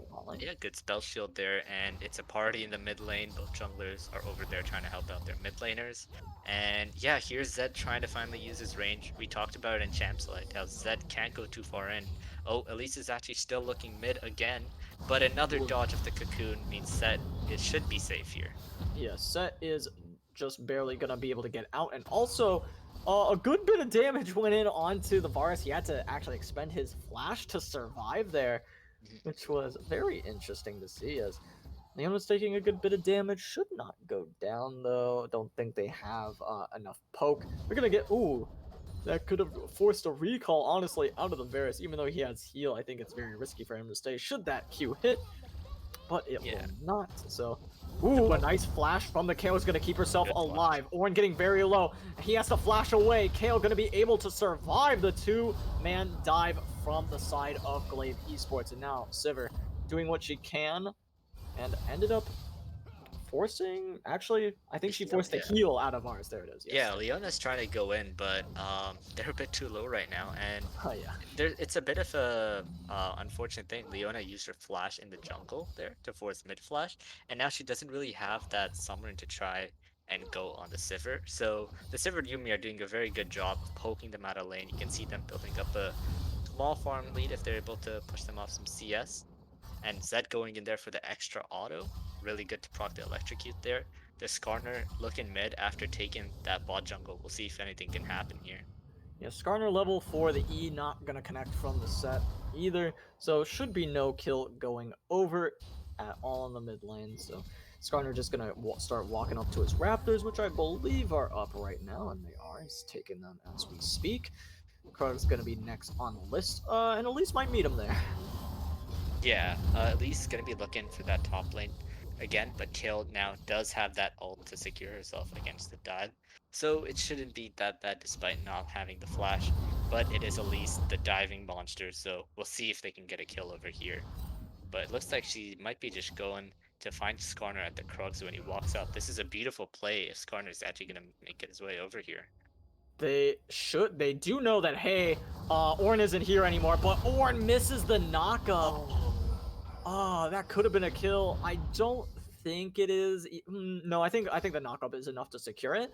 The flash is still expended from Skarner, so that's still a win. It's just not as big of a win as it could have been. Yeah, he had the ult as well, so if that knockup landed, that should have been kill, but unfortunately, missing the skill check there, got a bit too eager. So, but they still do get the Skarner flash, so we'll see if they can do anything with that. Should also help. Ooh, when a Skarner nice does Q six. onto the Sivir is going to cut. Well, it doesn't matter. Yuumi has healed it all back up. Leona doesn't have the ult to go in anymore. Gonna be able to secure the cannon, as I was waiting for something else to happen because Sivir had expended her spell shield a little early. But it doesn't matter because the poke is just ridiculous from these two, and their sustain is allowing them to negate any opposition poke. Yeah, they are doing a very good job of keeping their distance. The Elite Esports have not been able to do as much of a bot diff as in Game 1. And a very good trade by the Set again. Set is not able to keep that distance that he so importantly needs to keep. And Set is able to yoink him in, get a couple of punches in there, and win out on the trade. And Set is going to be able to sidestep the cocoon very easily, starts running on in, realizes, yeah, can't really take this without Skarner right next to me. Skarner is here, but he's still not going to look for this play, seems like, as they're just going to go back to farming. Yeah, Elise has put a lot of attention into this mid lane, and despite her being a bit behind in camps because of that, there's a 20 CS lead in the mid lane, and this Zed is going to be pretty ahead of the Set. And after he gets a couple of items, he's going to actually be doing a decent amount of damage to him before Set gets his. So I want to see him try to look for that poke here, but also try and go to that ball lane when they're pushing in, because those are some squishies that can be blown up. For sure, Set or Zed roaming down would be a pretty interesting play. Of course, Zed going to be more likely to do so. As you were saying, 2 squishies in the bot lane to explode would be very nice, and that's a lot of damage that Sivir can end up doing, and it forces Varus to ult. I don't necessarily know if that was 100% necessary. But either way, he lives, and Sivir is still doing a good bit of damage in this lane. That lethality working some wonders right now. Just how will it hold up against the Ornn as mid laners? Just Zed is not afraid to get deep in there. And one thing I am noticing in this bot lane is Sivir is spell shielding those Qs. So they can bait out a spell shield with a Varus Q. Leona has the 6th. She will be able to go in after Sivir's spell shield, but it should just be the cleanse that would be left after. So I want to see them try and look for a play after baiting out that spell shield. We'll see if they'll be able to do it. Yeah, we will see indeed if getting that spell shield out is something they're able to do, and there it is. They have to burn the ult to do it, though. Not what you want to see, and she is all healed up from all the poke that she has taken, and she is dishing out a lot of poke of her own. But meanwhile, in the top side, Ornn is going in onto the Kale. Kale getting pretty low, about less than half HP, and manages to W, I believe, to get herself above that 50% mark. And it looks like the Dragon is going to have to go over to the red side to Team Gap Blue. Yeah, they managed to secure it for themselves, and I feel like it's just because Sivir is poking them out too hard. Yeah, that bot lane wasn't very healthy when they tried to make the move for Dragon, and Sivir has a lot of poke, grabbing those Dark Harvest stacks. She has the Coffee's Wolf Hammer, so she is putting out a ton of damage, and they just end up leashing it for the other team. And Skarner is able to pick up that Cloud Drag because of that. For sure, picking up that Cloud Dragon is very, very useful for them. And we'll see if they are able to secure 3 more, or if they are going to succumb to GLV Esports in the Dragon race. As we see, Zed not going to be found, or they don't want to find him, rather. As he's just going to go ahead and walk on back to mid lane, and it looks like Team GLV Esports is going to be able to pick up this Rift Herald. Yeah, and they should be able to pick that up. Elise has her all her top jungle to do after. She is getting Ooh. quite a bit behind here, actually. I want to see her try and pick up some camps so she doesn't fall too far behind. And hopefully she'll be able to get some more plays that result in actual Ooh, a nice kills. E onto the Sivir. Sivir is also gonna get ulted by 2 members, but the cleanse comes out, keeps herself alive and doing a lot of damage back, and they are too fast and they have too much peel for this Leona and Mars combo to deal with. Yeah, Sivir and Yumi played that perfectly. They used their cleanse and spell shield at the correct times, not just for every ability that the Leona had. And Varus was a bit far too behind, so he wasn't able to completely capitalize on every CC. Oh, Ornn looking for a play. Ooh, Ornn is going in, but the ult from the Kayle is going to keep this Skarner alive. He's going to flash over the wall. It doesn't look like they're going to be able to secure a kill after that. Set is here as well. They're not going to see him, so they're not going to turn on him, and he is going to walk away down towards the mid lane. Yeah, and you can also see that their bot lane's on death's door here, and they are actually going to decide to stay back in lane here, I think. That's literally Yumi Q Sivir Q dead. Oh, Yeah, and one Sivir's Sivir Q looking left. for it. She The has a flash flash. forward is going to find the Leona, and Sivir is very low. Is going to be kept alive by the Yumi. That's a great play for Team Gap Blue's bot lane. Yeah, really well played there. That's just too greedy staying there. Like, you gotta cut your losses in pack. Sivir able to capitalize on the mistake, but Glaive grabbing the plates in the mid lane with the Herald. They do grab a good bit of the plates in the mid lane. They aren't going to be able to finish off the tower, unfortunately. So that's a little unlucky. But that being said, they should have an easy time of collecting that pretty soon, as long as they bring up someone else to go ahead and kill, or they're just going to back him, so it's going to get it for basically free here. I don't think Skarner can really stop this. Well, Skarner can, I think, push him Okay, off. he could get the wave is the main thing. Mhm. Yeah. If he walked past Zed, clears the wave, and then ult Zed, Zed just dies. But Zed knows that, walks away, and he is just fine. Yep, and Ornn, crafting some items in lane, doing Ornn things, and he has that mythic for him now. Kayle's gonna try to push that lane in and back. I really want to see Elise coming at times like these where the kill needs to push up, but she is farming. But Kayle is smart. She's realizing that, seeing I'm not gonna be able to push that wave fully in without at least the help of my junglers, so she is staying back for now. I want to see Ornn holding a freeze here and providing an opportunity for his Elise. And hopefully Elise comes top, but it looks like she will be going bot. Yeah, I really want to see the Elise try to do a bit more. But Ornn going in. Ornn going in onto the Kayle. Kayle gonna be knocked up, gonna be taken very low. A couple more autos would have done it. Kayle didn't quite have her ult available, but she does in just a couple seconds here, and she'll be just fine. She does go ahead and elect to take the back, does have the teleport available to come back to lane. Feel like that's what she's gonna end up doing here. She actually doesn't back. Skarner gonna be able to get the ult down onto Ornn. Ornn getting pretty low here, has to E out, might go down in just a second. A couple autos is enough to find the kill, and that is a kill for the Kayle, which is really, really important for her. Yeah, Skarner coming over to the top lane, and Ornn just trying to look for a bit too much, and Kayle is able to pick up that kill, grab the CS, and able to get a good back off after pushing her wave in now. Meanwhile, they try to look for something on bot, but I don't think they're able to try to do anything. Yeah, at least the lane states aren't exactly the best when she's going for these ganks. I want to see her to try to help Ornn in that top lane when he has the freeze, and things like that. But she just hasn't been able to find it so far, and the Skarner is gonna scale up and gonna be much better than her later. Ooh, a nice spell shield from the Sivir and a cleanse to keep herself alive for just a little bit here, and it is like they are doing no damage to the Sivir whatsoever. I don't think the Varus Q quite reached Sivir. I think he activated it a little too early, so unfortunately the Sivir ends up getting away, and that looks like that. Oh wait, no, Dragon was taken by Glaive during that entire Yeah, time. that was just happening. Oh, there Ooh, you a go. nice cocoon onto the Skarner. Skarner's getting pretty low. The teleport coming through as well. This could be very, very dire for the side of Gap Blue. The ult coming out from the Ornn. Ornn gonna hit the Sivir with it. Sivir's gonna be knocked up, but she will not go down. She's walking up a bit too far now, but she's not gonna be punished for it. As the cocoon hits the set could be in some trouble as well. Has the speed from the Scuttle Crab to get away, and he will be just fine as he walks back towards his tower.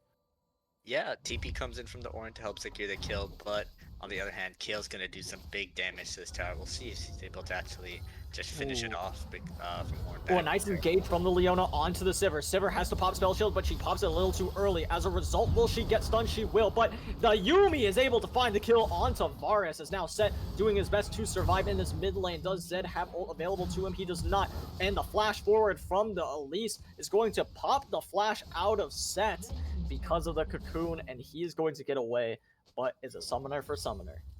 Yeah, Sivir and Yumi are just doing so much damage. You also saw Sivir get quite a few Dark Harvest stacks off in the early game, so helps out her burst here when they're able to kill the Varus, even though the other team's looking for the engage. And it is a dire situation for them in the bot lane, as I believe the tower should be going down here. For sure, I think the lethality Sivir was a great answer in lane to the Varus, and it doesn't really matter if you can't deal with the Ornn, because this scaling Kayle will be able to deal with the Ornn in about 4 levels. Speaking of which, yeah, Kayle is only 4 levels away from taking over this game. When she hits level 16, things are going to be very, very bad, to say the least, for GLV Esports. Yeah, she hasn't really been punished too much. Elise did try to come here and there when Kill was under her tower, but they need to look for more high quality ganks. She looked a lot in the mid lane, but the set was able to dodge majority of the cocoons and doesn't have a single death, despite giving up some CS. But yeah, the Elise hasn't been able to get too much done.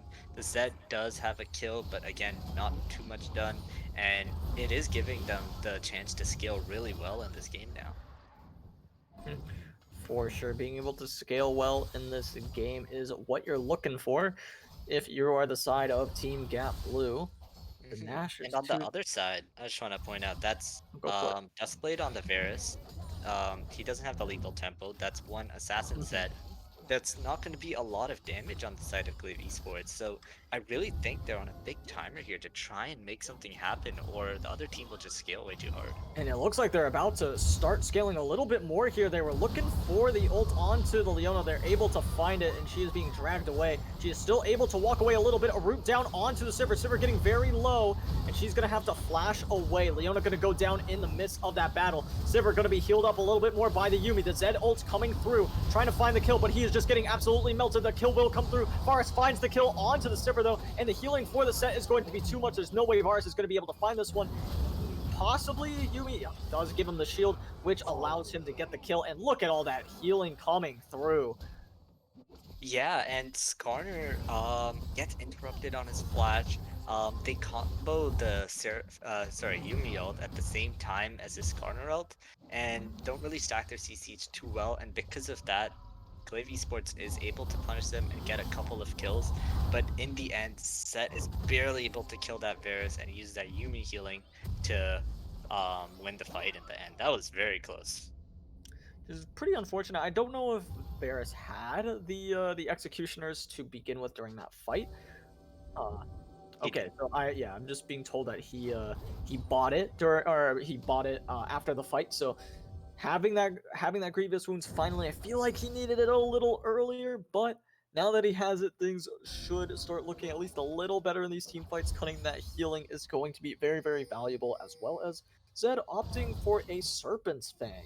Yeah, it's a really good item here. You see Skarner's gonna get some shields, Set, gigantic shield, Yuumi gonna provide a lot of shields, a really value item, and the thing is, it actually has decent stats too, so good pickup from the Zed.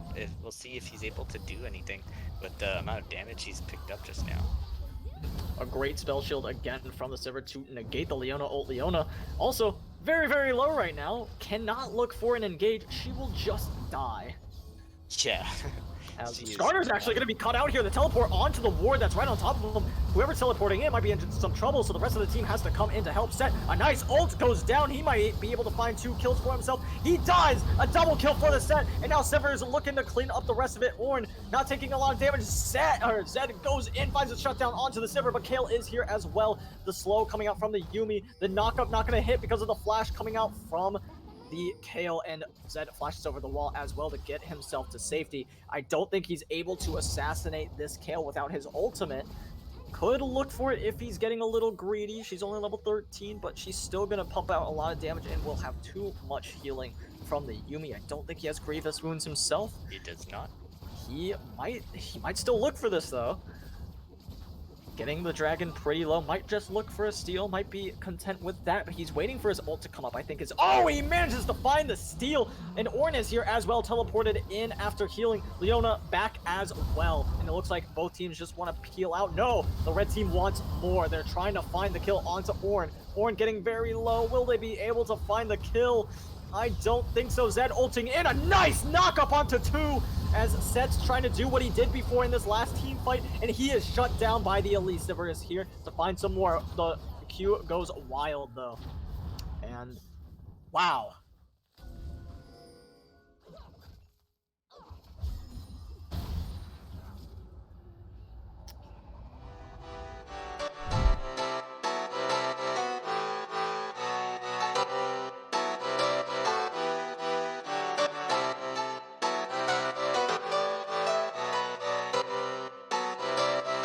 I saw you smile from across the bar. Yeah, she was pretty and so close but so far. She flipped her hair and I thought this can't be true. How does a man like me with someone like you? Sorry about that. We were having some sync up issues, so I was probably casting things that were either happening in the past or happening in the future. So sorry about that. But yeah, that was 2 team fights in a row. Yeah, big team fight happening on both sides, and Zed's actually able to steal that dragon away. It is pretty hard. Like, Kill can kind of buffer her like Q auto E together, but Zed has so much burst to secure that. I feel like Kill should have been trying to push him off a bit more, or maybe at least forcing his abilities before going for the end on the drag. But Zed making some big plays here. He is really fed, but oh my god, but he is taking a lot of damage. He ults onto the Sniper, doing as much damage as he can, but he doesn't land enough abilities.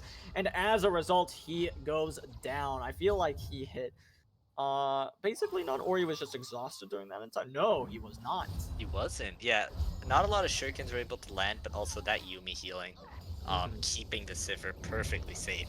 He wasn't even close to killing her despite using everything, including the Prowler's Claw active. So he buys a Last Whisper and still has no Grievous Wounds. He cannot go for a solo kill onto Sivir without Grievous Wounds. I don't know, so... Yeah, or the Kale. Yeah, exactly. Even Kale's gonna be hard to kill with that.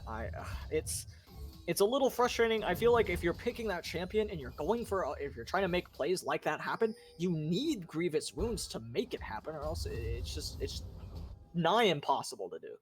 Yeah, I completely agree. Like, he is going for the squishies in this fight for sure. There's not a lot he can do to collect a set in this corner, so seeing an Executioners come out instead of the Last Whisper, I think would make a world of a difference here. But unfortunately, not the best itemization coming here. We'll see what he's going to be able to do. He is still decently fed. You can see 221 to 124 CS in the mid lane, where like, he is farming insanely well. But he's just got to put that gold in the right place. We'll see if he gets the Executioners in a bit. We will see indeed. Hopefully he does end up buying that on his next back.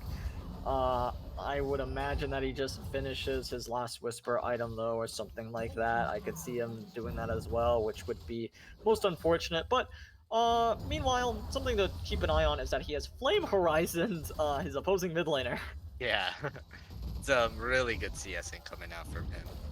Good performance for sure, but you can see how much damage Sivir is doing to an Ornn. That's an Ornn with an insane amount of armor. Let me just quickly check his stats. Yeah, he has 269 armor, and she's still doing decent damage to him. Imagine how much he's gonna do to the squishies. Yeah, it's not gonna be pretty. I feel like if a Q hits on Varus, he is pretty much just one shot right after that from anyone else on the team. It's gonna be spooky to be playing ADC in this game for sure. Yeah, and I just want to talk about how it's going to kind of switch around. Skarner did get some nerfs just from the items that he has to go, like the Dead Man's Plate and the Chem Tank, but he does have that guaranteed utility, that R, We don't see a single QSS on the other side. Varus can easily be yoinked, at least Zed can easily be yoinked, and they can be killed instantly with the amount of burst that the Sivir can do and the lockdown the Zed can provide. So I really want to see some QSS coming out here, or else Karna's going to be able to make some really big plays. Now that he has the Deadmans, with the W Deadman's Chem Tank, you're not going to be able to run away from him when he engages. Yeah, not being able to run away from an engage is going to be very, very scary, and we'll see how that plays out in the team fight. But meanwhile, on the top side, Kale's in some trouble here. Going to be knocked up. Going to be taken to I about don't half think Warren can HP. do anything into her. Yeah, the ult's gonna come through as well. The flash comes out from Kale. Kale's gonna ult, gonna be knocked up. And Ornn trying to find the solo kill, but he's not able to do it. Meanwhile, on the bot side, what's going on? Vars finds a snipe after Zed has gone down, and all of a sudden, it might be pretty bad for Team Gap Blue as Skarner's getting low, but it doesn't matter. Yuumi is keeping her teammates alive. Teleport coming through from the Kale, and she might be able to turn this one around. The cleanse coming through as well, manages to find the kill onto the Elise, and now Kale has joined the party. She is absolutely melting the Leona right now, and Vars is the last member standing, and this dragon should be done and dusted for Team Gap Blue. Huge plays from the Kale, getting the solo kill, flashing the Ornn ultimate, and it was still that close, and she's able to join the fight and turn the tides of a very close encounter, and they're able to pick up the dragon from that. Kale is now 3-0, Sivir is 8-2, they are scaling like monsters. Yeah, and Kale is level 16. I think she was level 16 when she killed Ornn. And because of that, it's only a matter of time before this game is over, as you're saying. Sivir being 8-2-6 is also very, very terrifying. I don't see a way that that GLV Esports comes back in this game. It's a pretty daunting task when you're faced with a level 16 Kale. If it is to happen, though, I feel like you have to catch the Kale with no ultimate and with no Yeah, and she Yuumi. has the stopwatch. Yeah, so not gonna be an easy task. Yeah, I think it's around that point where Glavy's birds haven't really been able to take advantage of their early prowess. That Elise needs to get fed, that Zed needs to get fed, and they need to have some healing reduction in there. But they just have not been able to do that. They are going to get some Ornn items or a bit of help in the scaling, but it's not the same as having a Sivir with a Yuumi on top or a Kale that you can't kill because of her ult and Azania's. Like, that backline is insanely hard to penetrate. Skarner is looking for this Zed with the Yuumi on top of him. Not gonna be able to find it though. He is not quite fast enough. Pretty fast. Not going, but as I just said, not fast enough. Yeah, that chem tank must be getting reduced. Yeah. Did play a factor into that. The super fast boys are just kind of fast. As the ult from Sivir might be able to find it though, as Elise is in some trouble. They're using a lot of their ultimates to try to get some peel. Ornn gonna be able to knock up a few. Set taking a few tower shots and will just charge up his W. Not gonna do enough damage. A double knockup from the Ornn, not gonna do enough either. He's getting very low. Kale on the front line doing whatever she wants in this fight. Meanwhile, Zed is split pushing in the bot lane, and I don't think they're gonna be able to contest this Baron. Yeah, it's good that Zed is going for that split push, gonna be able to get a tower, but Zed is gonna be able to reply that push, and I don't think Zed will be able to get too much else. This should be a free Baron. I don't see how GLV Esports can contest it either. No, they are not fast enough to get to it, as Team Gap Blue is just absolutely melting this objective. As the smite will come through, there it is, and Zed is actually diving Set under the tower, manages to dodge the W, and Set just pops. He's just gone. That was so much damage. He was like half HP. That's a mix of the Skrildas and Serpent's Fang coming in. He does a lot of damage to the tanks. We have been criticizing him of not being able to kill that Severin kill, and honestly, I still don't think he can with all the peel they have, but he is able to kill that. That ult did so much damage. For the people watching, if you don't know how exactly Zed's ult works, after he gets the ult, the amount of damage that he does after directly contributes to the amount of damage that the Mark does.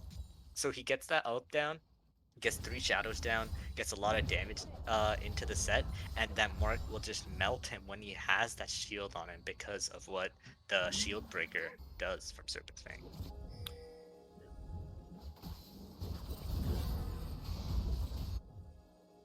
Yeah, and I've also been told the Prowler's Claw, when you use the active on the person, you do 15% more damage to it. So that is a lot of percentage shred coming from the set to kill that tank.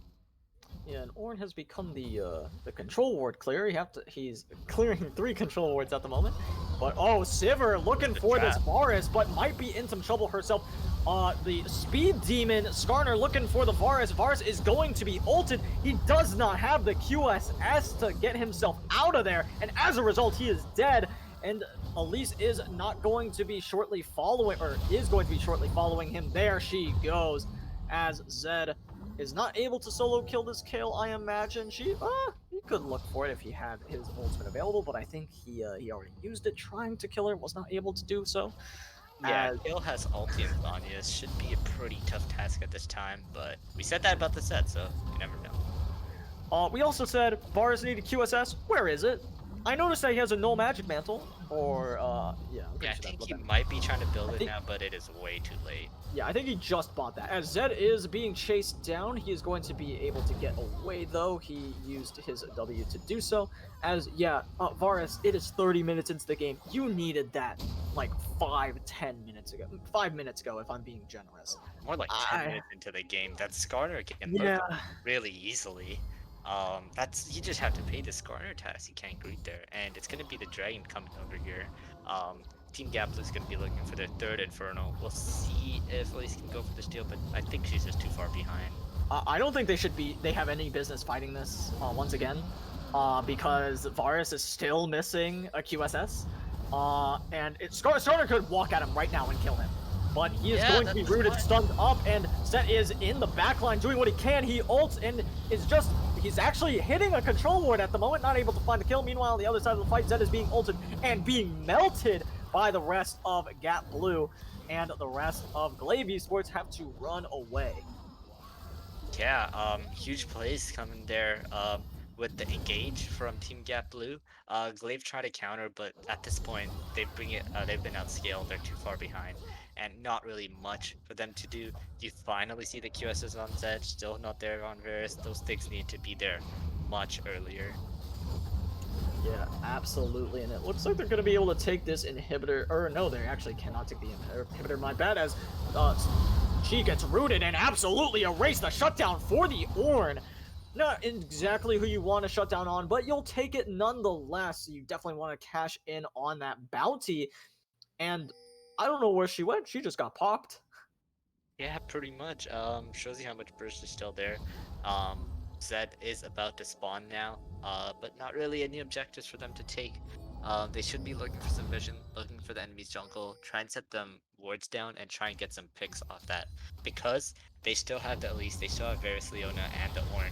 That is a lot of pick potential that they need to take advantage of if they want to try and get back into this game. For sure, using that pick potential to their advantage is crucial to this game.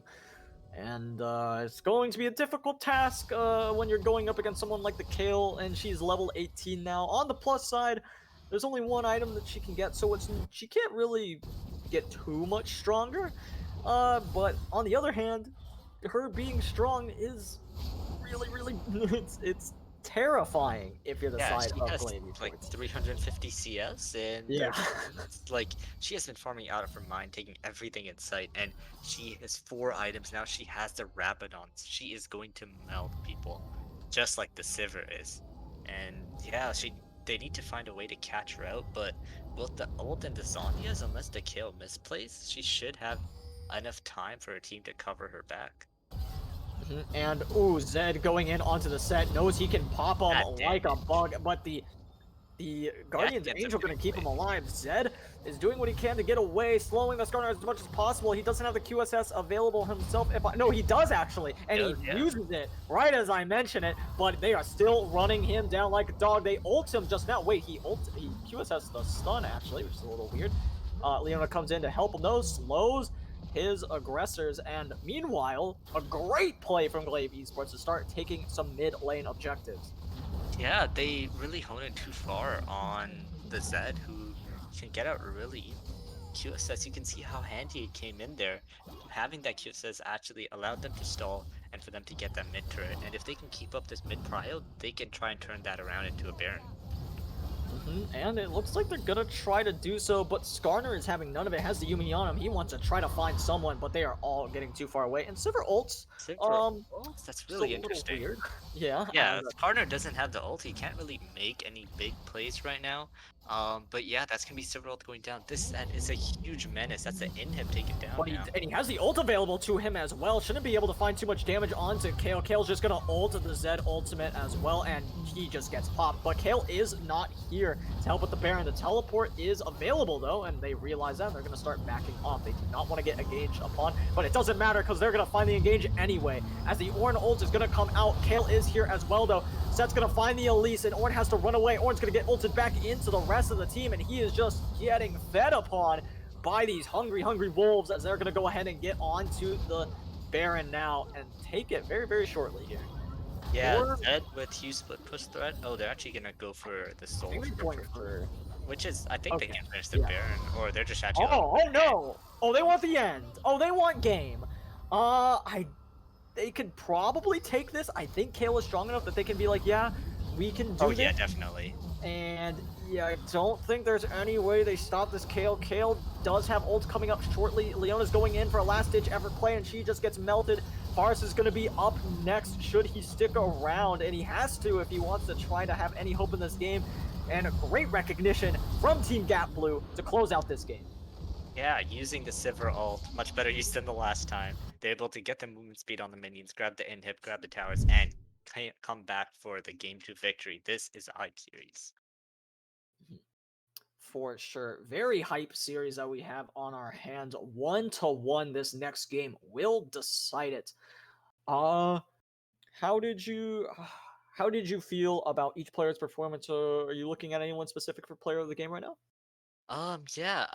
This one, I think it was just a really good effort by the entire team.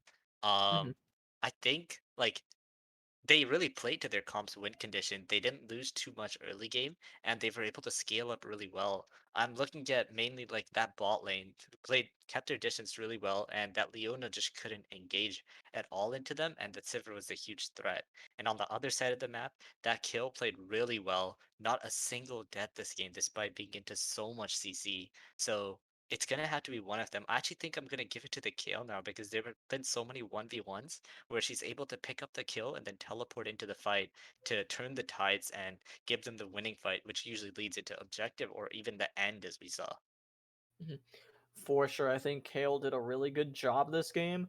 However, I personally would probably give it to the ADC, who did the most damage in the game, had the highest KP, which is really, really something that I consider very important. Yes, the kills that Kale got were very impactful. I think a lot of these team fights aren't really won without her. But that being said, Sever was still a part of more of the team's plays. She was a part of getting her team ahead early, and I think without that early lead, it's a lot harder for Kale to be able to scale into this late game. Yeah, I completely agree with you. The team did play really well. Yumi definitely part of that advantage in the bot lane. Set also, he does have too much of a flashy KDA, but he was camped the entire time, and he did a very good job of dodging all those cocoons and making sure he stayed alive, and at least just wasn't able to do anything because the other team played that well. But let's give you guys some time to vote on the player of the game. Gonna be an interesting one. Let's see what you guys vote for. Yeah, for sure. And while you guys do that, we'll send it over to a quick break.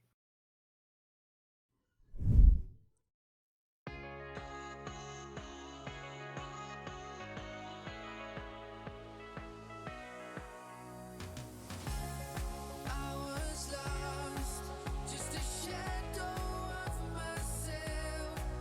When you found me, I was lonely, yeah.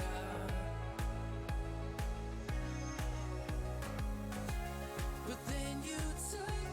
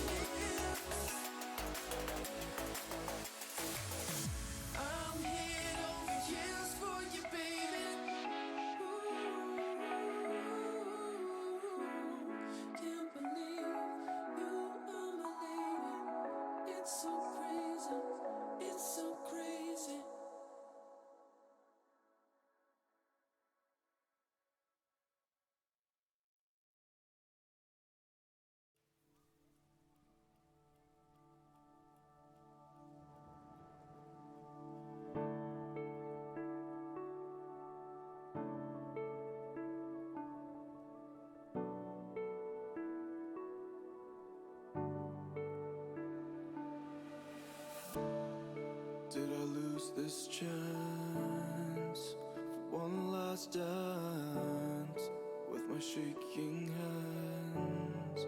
I can barely stand. Did I do too much? Did I push you away? I was in a rush, I'm sorry. And I know that you'll forget. I wake up in the night in a cold sweat to face it. Is it over for us now before it began? I know it's crazy, but in my mind I had plans. I had plans. Did I lose this chance for one last dance with my shaking hands? I can barely ask. We got run away. Alright everyone, before we do get started in game number 3, final match point here, it is going to be I Am Wei on that Sivir as your player of the game. And I know we did say the lethality Sivir wouldn't really do all that much, but hey, it did its work, it got really fed, and it was just shredding everyone left, right, and center, and the build optimizations were incredible. And I think we are going into draft real quick, so let me get that going for you guys, and I'll send it off to the casters so we can get that going for game number 3, final game of the night. Let's get this rolling. Yeah, I believe they still do need a bit more time, but we can definitely talk about that Sivir. Just some Oh, it is going. Never mind. Let's get straight into it. Alright, for sure. I just need the draft link real quick because I joined a little late. So once I got that, I will join you, or I will start talking about it. Yeah, so some similar bans that we're seeing come from before. The Yumi's a fresh one in there. But other than that, yeah, the Zac being the first pick here, very interesting. Ooh. They want to try and get that same champion that they had before to try and get that early game pressure. Yeah, for sure. I just, I'm a little worried about the champion in general. I don't think it was B1 worthy. I don't think that Gap is going to take it away from them, is the main thing. I think you could have gone for something a little more priority. You could have... I feel like they're a little uncomfortable with leaving the Rumble up, so, and they don't want to play it, so if they were comfortable on it, I would say Rumble is a good pick for B1. Meanwhile, the other team is going something like Lulu Kog'Maw, which is pretty strong. Yeah, I love that. Yeah, it's Kog'Maw, insane amount of damage, and Lulu's there to bump him up, try and keep him alive. And Lulu's actually really good into Zac because she can polymorph with the engage. But on the other hand, the Tristana Leona coming on to counter that Kog'Maw, this is gonna be a really hype ball lane matchup. Yeah, for sure, and we already see what GLV Esports wants to go for. They want to go for a hard engage comp. I'd be shocked if they weren't looking for something like an Orianna to round out this comp in the mid lane. I'm definitely looking for an Orianna ban for sure. Yes, you can flex the Tristana to the mid lane, which could be a plan that they're going for. It would leave GLV with not a lot of AP threats. They would have to do something for that in the top lane. That being said, GAPB is gonna go ahead and lock in Victor to help out with some disengage. Very solid control mage. I really like that champion, as I was talking about in game 1. We'll see how that fares. Yeah, I was actually kind of liking the Galio pick, but they're gonna go with the Victor, gonna be on a comfort pick and try and do well in that mid lane. It's gonna be interesting because GLV Esports is all about going in right now with the Tristana, Leona, and Zac, and Galio is very good at kind of being oppressive and zoning and not letting people engage on that Kog'Maw real quick. But now that the Victor's the pick, I'm sure they're gonna have to have some other sorts of disengage, some more peel for that Kog and Victor, or else they should be able to get taken down by the huge dive potential from the side of GLV Esports. And they go ahead and ban away the Varus, which they are aware that Tristana could go mid. That being said, they should also be aware that there's no AP threat. I would like them to get rid of Orianna because that is a very real threat still. And I feel like that would be too juicy of an opportunity to pass up if you are GLV. You could also even go something like Diana mid. It's not nearly as strong as Diana jungle. Diana has also just fallen out of the meta as of recent. So Yeah, she is still definitely an option, decent right now, and a Yeah. solid pick in the jungle. But the Mundo ban I really like because Gap really needs a tank in the jungle to help keep the damage, being able to actually put out that damage. So they should keep taking away junglers like these. And it's interesting, there's going to be an Elise ban here. They think it might be a Zac top or something like that. That's why they're putting out that ban. Really interesting. I really think it's going to be the Zac jungle, especially after the success they had with it in game 1. But yeah, let's see what they pick up with the R4 pick here. They really need some frontline for these damage dealers, I think. And there it is, some frontline in the Jarvan. It's also a pretty solid form of engage. That being said, the members of GLV have a decent time of getting away from Jarvan, specifically out of his baby cage. Yeah. The Jarvan is a decent pick. I'm not too big a fan of it just because, as you said, they cannot get out of the cage, and Tristana can buffer the EQ, I believe. And it's actually going to be the Irelia picked up by GLV Esports. They can either put this top or mid and can kind of choose. Actually, they can't really choose the matchup because it was the jungler picked R4, but we'll see where it's going to be going based on what they pick next. Yeah, very interested to see how they round out their team comp here, and it's looking like they're just cycling through a bunch of stuff. Not really sure what they're thinking here. Yeah. As you're rounding the 30-second mark, and it looks like it's going to be the Cho'Gath. They switch it to Orianna at 31. That might be a little right then. It's a little sus, but anyway, and that's what I was looking for to begin with. I did want the Orianna, and comboing it with Zac, Leona, even to a certain extent, Irelia is very, very valuable. I am a little appalled that GAPB did not, or Gap Blue rather, did not get rid of Orianna. They instead got rid of Elise. I feel like Elise, while she was doing a lot of damage, they had locked in Zac. Wait, huh? Yeah. So Orianna was the clear choice for the ban, but either way, they round out their team with a pretty strong top laner as well. They up for the Shen. Yeah, I really like the Shen pick actually. That peel on whoever is getting all in is really going to be important because not only does Shen provide the shield, but he puts up the Spirit's Refuge. He can taunt away the aggressors. Really helps a lot with keeping these carries alive and can keep himself safe against Irelia in the top lane. He actually does pretty decent lane turret, I believe. So I actually have a little bit of a problem with Team Gap Blue's team composition. The main thing being that Jarvan doesn't really fit into this team comp as much as the other champions do. I feel like you wanted something more reliant on peeling or disengage. I feel like even you could have drafted Kindred Ornn. Kindred Shen still would have worked. But I really like Kindred to help out your Kog'Maw. You also don't have to. You would be able to draft a winning lane in the top lane as well, assuming that your top laner is pretty flexible on picks. Maybe Victor doesn't have the best time, but they ended up drafting Orianna, so I feel like Victor is pretty okay into that matchup. So you don't have any lanes that lose super, super hard besides maybe bot lane. It's just that Leona has a hard time of walking up and getting the prio for her Tristana just because of how much poke level 1 and 2 Kog'Maw and Lulu can actually dish out. It's pretty deceptive if you don't respect it. So Kindred would have actually been a pretty solid pick here in terms of the lanes, and of course in the team comp when you want to disengage comp, when you want to protect the carry comp, I feel like Kindred works really, really well for something like that.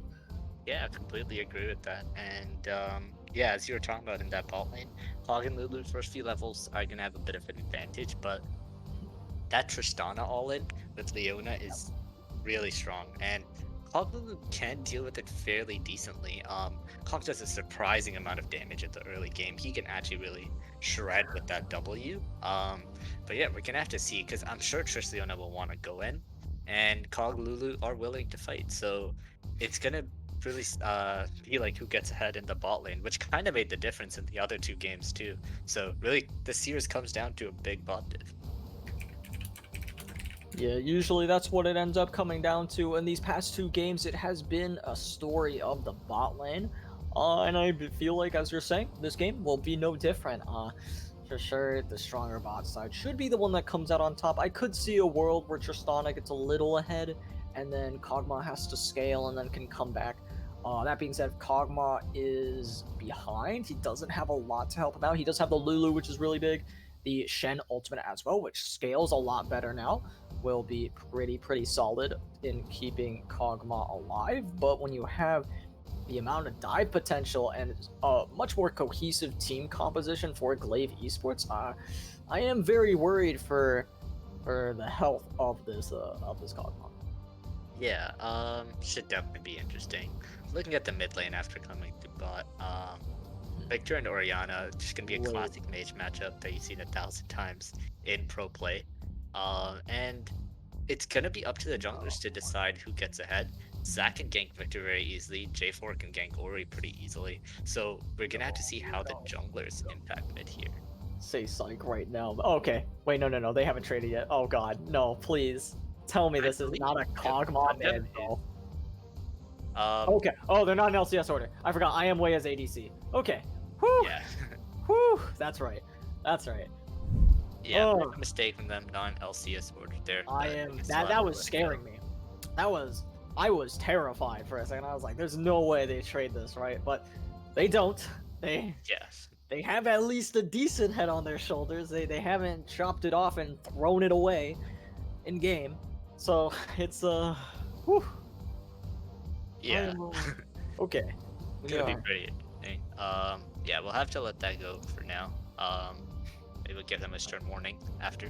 I don't think it's not that big of a deal. It's a little annoying for our producer to go ahead and edit it. It's hopefully it should just be moving it around when you hit tab. I don't if when you load in, if you can edit that around like how it is on the left and the right. I feel like if you just okay, Yeah, so that's fine. It's not that big of a mistake. Just a very small like minor detail. So it's all good. It's all looking back at the looking back at the draft here, we touched a bit on the jungle. I want to really expand on that because I think GLV Esports jungle really fits into their comp. They really want to go in and they have a lot of backup for that dive. But on the other hand, Jarvan can go in, Shen can maybe supply with them, but their team isn't really about going in. Jarvan has to kind of play peel, which is not something you're used to doing on Jarvan, so we have to see how he plays this out because the jungler doesn't really fit with the identity of the comp. Seeing something like Kindred, as you had said, something even just to like have some CC to help out, like a Sejuani or even something like a Gragas, things that can protect their carries. That's what we need. Right now, it's kind of gonna be Shen and Lulu and some CC coming out from Jarvan as well. But I think there is a lot of engaged potential on this GLV Esports team, and we saw the Zac in game 1 did a lot of work.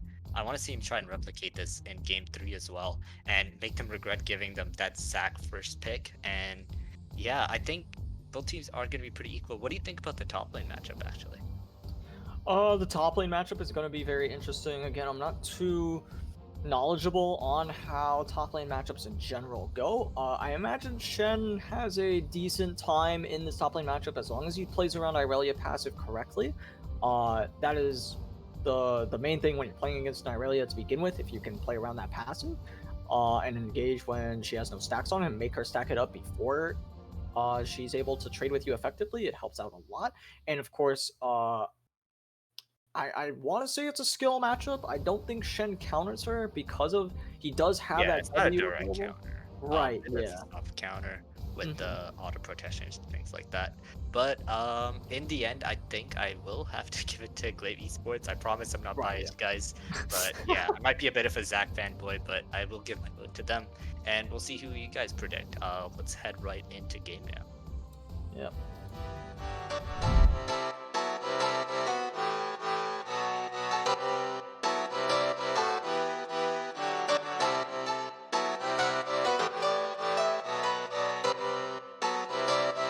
I saw you smile from across the bar.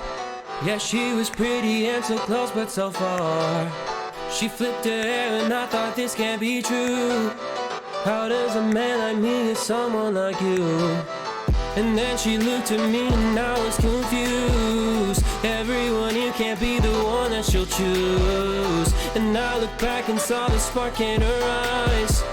This can't be real, my head's telling me lies. Just like that, you're coming closer to me. Come shake me, grab me, so I wake up from this dream. I can't breathe, come at me. I don't know if I can speak. Then she said, come with me and let's be free.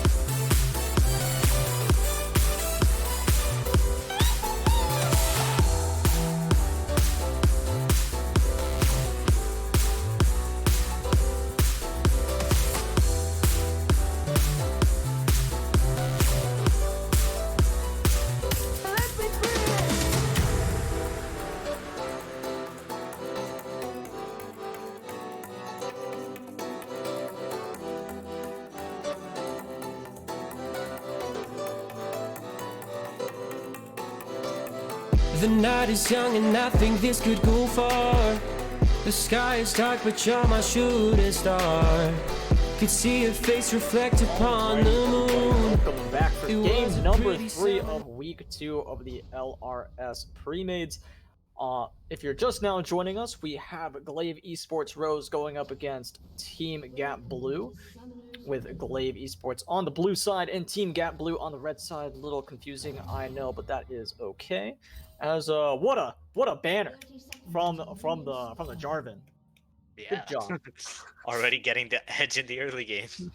Yeah, of course. And for the first time in this series, we have a standard 5 point, so I could go ahead and get introductions out of the way. In the top lane for GLV Esports, we have Miho. In the jungle, we have Demon. In the mid lane, we have Tudamax. In the ADC position, we have Kaiba. And rounding out the team at support, we have Cerulean.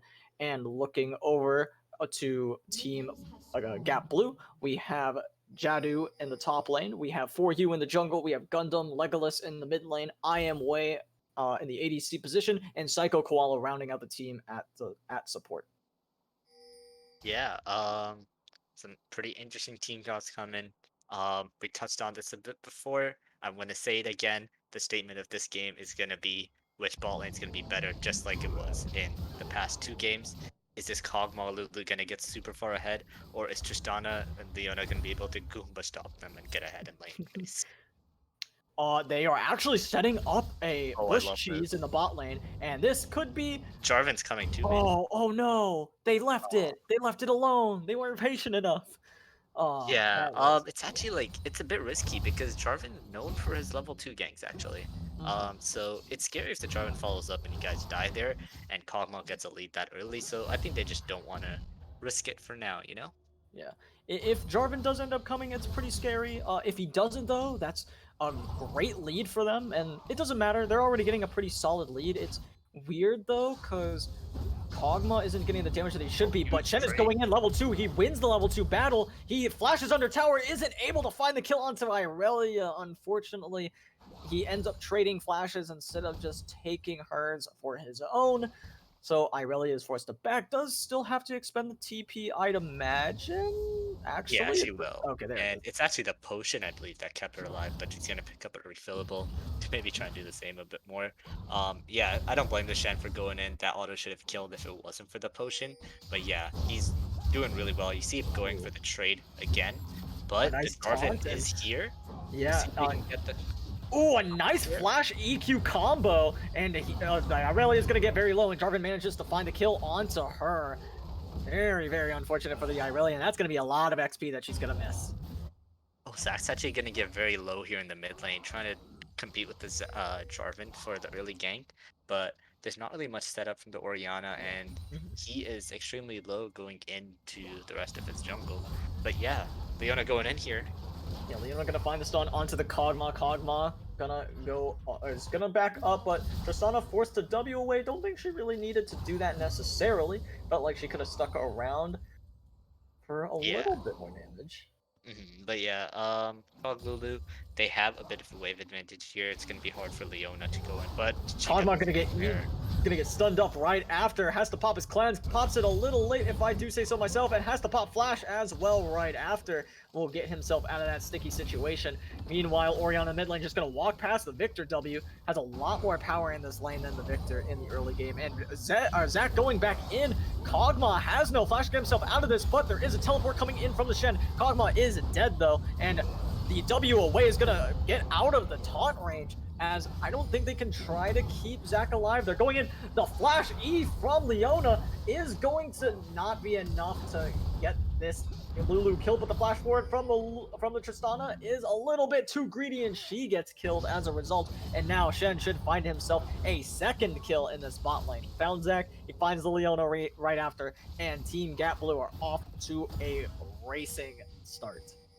Yeah, Zach wanting to make something happen in that bot lane, but a huge TP coming in. That Irelia having to back early and lose that TP advantage actually made such a big difference there. You see how powerful the Shen is. He already has a Bramble Vest and a Ruby Crystal. It's gonna be pretty hard for Irelia to do anything into him if he keeps playing his trading patterns like that, continuously in lane. And Victor also going to take a little bit of damage as well. Not going to be anything to write home about, though. Once they get ults, things might get a little bit spicier in the mid lane. But, yeah, Irelia not going to do a lot of damage into that Bramble Vest. And once plated steel caps get finished, it's going to be even dicier. And just look at that damage. Like, one auto from Kog'Maw did a good bit to the Tristana. And it looks like Team Gap Blue is going to try to set up a free... no, their minions are not nearly healthy enough to set that up, unfortunately. Yeah. But yeah, this want to keep seeing if Shen is gonna be able to accelerate his lead even more, because if Shen does get even a bit ahead, then he can make some big trades happen that Irelia can't really answer too easily. And Zach's actually looking in the bot lane here. Not sure how much he'll be able to get across, maybe looking for a counter gank, but they should see Jarvan now. But yeah, Zach is spending an awful amount of time in lanes trying to make something happen, but not able to find too much yet. Oh, he's going for it again. Oh, Zach is in the alcove, could find a nice engage and manages to cue back the Kog'Maw. Kog'Maw gonna get jumped on by the Tristana, gonna get absolutely melted. Her burst is just absolutely insane. Gonna take a good bit of damage. Kog'Maw gonna explode onto her, but it's not enough to kill the Tristana, and that is a 1-for-0 in the bot lane.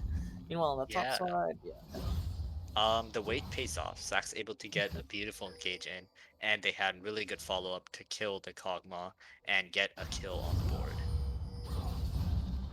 As Irelia is going to look for... Actually, she's not able to find a good engage onto the Shen. Doesn't have E up, and does find the E, but is not willing to commit. She doesn't have the mana for it. As it was just brought to our attention that Irelia has Grasp in this lane. Yeah, that makes a huge difference. Oh, Shen Oh, might and Shen's going in, gets a really nice taunt. Not able to. But yeah, that's a pretty big difference, because Shen wins those short trades. Oh, Zach's going again. Yeah, Zach wants to find a kill onto the Victor. Victor getting very low, but Jarvan is here to counter gank. Finds a nice Black and Drag onto 2. And the flash is perfectly timed by Orianna. Pulls in both Victor and Jarvan with the shockwave, but they are able to just walk away. Leona is here, but it doesn't mean anything. Doesn't have the ult to capitalize, as it looks like LAV Esports have to go ahead and back out of this one. Yeah, a lot of stuff used, but both mid laners have gone tier. They don't have too much damage right now. No one's going to be able to find a kill, really. And Orianna going to be handed her a blue buff, and I don't think Jarvan will be doing the same. Maybe he will be. Nope, he will not. But yeah, to touch on that grasp again, Shen always wins the short trade, but the only way Irelia can make something happen is keep the trade going and win out in the long run, and heal up with that Conquer and her passive. But when she takes Grasp, that's not really something she can do anymore. So that has huge implications for this top lane, as she can't really compete with Shen at all. Yeah, I feel like she just gets absolutely dumpstered in this matchup now. If she had the Conqueror, it would be a different story altogether. And I don't know what it was in the first game when the Irelia was actually on Shen. They took Conqueror, and now when they need Conqueror, they take Grasp. So it's a little strange to say the least. And yeah, definitely. nice you can see you're trying to do something here, but Shen autos once, gets the grass spark, and he is fine. That lane is very tough right now. Yeah, I'd consider this lane to be almost over. It's a pretty dire situation for the Irelia for sure. And on top of that, it's Shen who's the one with that insane global presence ulti and can affect the other side of the map really easy and always match what Irelia tries to do somewhere else. Ooh, Zach's looking for another gank onto the Kog'Maw, but a nice ult from the Lulu is going to cancel that E, as now Kog'Maw is looking for a bit more damage onto the Zach, and he is feeling very, very comfortable right now. Possibly a little bit to, actually, no, he is just comfortable enough. Leona doesn't have the ult available to her, so the Kog'Maw rather, is very, very safe right now. Yeah, I agree.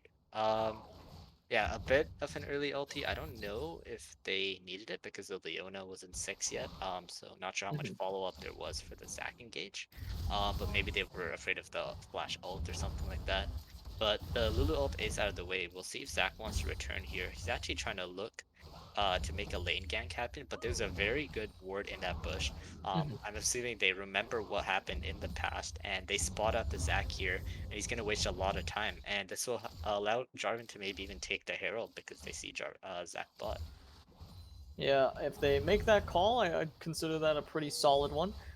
They should know that he crept his way into this bush. If they walk up, I'd consider that pretty disrespectful. And they do have an idea that he's in there, and I don't think they actually should have used the living artillery onto Kog'Maw there. I think they should have maybe tried to bait it out a little bit more. Yeah. But they are. Oh, he's looking for an engage now. He's gonna go in. He's gonna find the. He's not actually gonna find the Q. Kog'Maw walks a little bit too far out of the range and cancels it. And Jarvan is pathing towards that Rift Herald, as you were saying. Yeah, that makes perfect sense. Zac's gonna maybe try and look for something in the bot jungle. Gonna be taking Scuttle here. We'll see if he can make anything happen mid because Ori Shockwave is up again. But looks like he'll just be going to his bot jungle. That does seem to be the smartest plan for him. Is taking his bot side jungle. I think he could have looked for the Gromp, if anything. He should know that Jarvan's looking for Rift Herald at this point. Maybe could have walked up to mid lane, got some prio, and then walked to the Rift with his mid laner. The Ori's actually playing really well, has a huge CS lead so far, gonna pick up a few more here too. And she's basically doing something called orb blocking, keeping the Victor out of her range very well, and playing with the ball to get really good advantages. And you can see Irelia do nothing to the Shen here. And Shen can just look for a trade and Irelia's minions and basically get away with it once he has that grass proc. Well, even in this extended trade, even though she doesn't have Conqueror, she actually comes out on top in this trade for now and manages to get the stun down. And yeah, he's about a quarter HP right now and does have to back off and is looking for a base. Does have the teleport available to get back to lane to catch this wave that's coming under. And there it is. Yeah, Irelia did actually really well there. She got little chunks here and there to kind of cancel out the Shen's trade effectiveness. And Shen only got one grass proc during that entire time, I think. But yeah, he's just gonna keep getting tankier, and it's should keep getting harder for Irelia to do anything. And you can see him zoning him off that wave, and it just kind of feels really bad here. Yeah, it is an unfortunate position for sure for the for them to be in. But on the other side, Irelia is keeping farm pretty level despite the lead that Shen has, and Zac is looking again. Once again.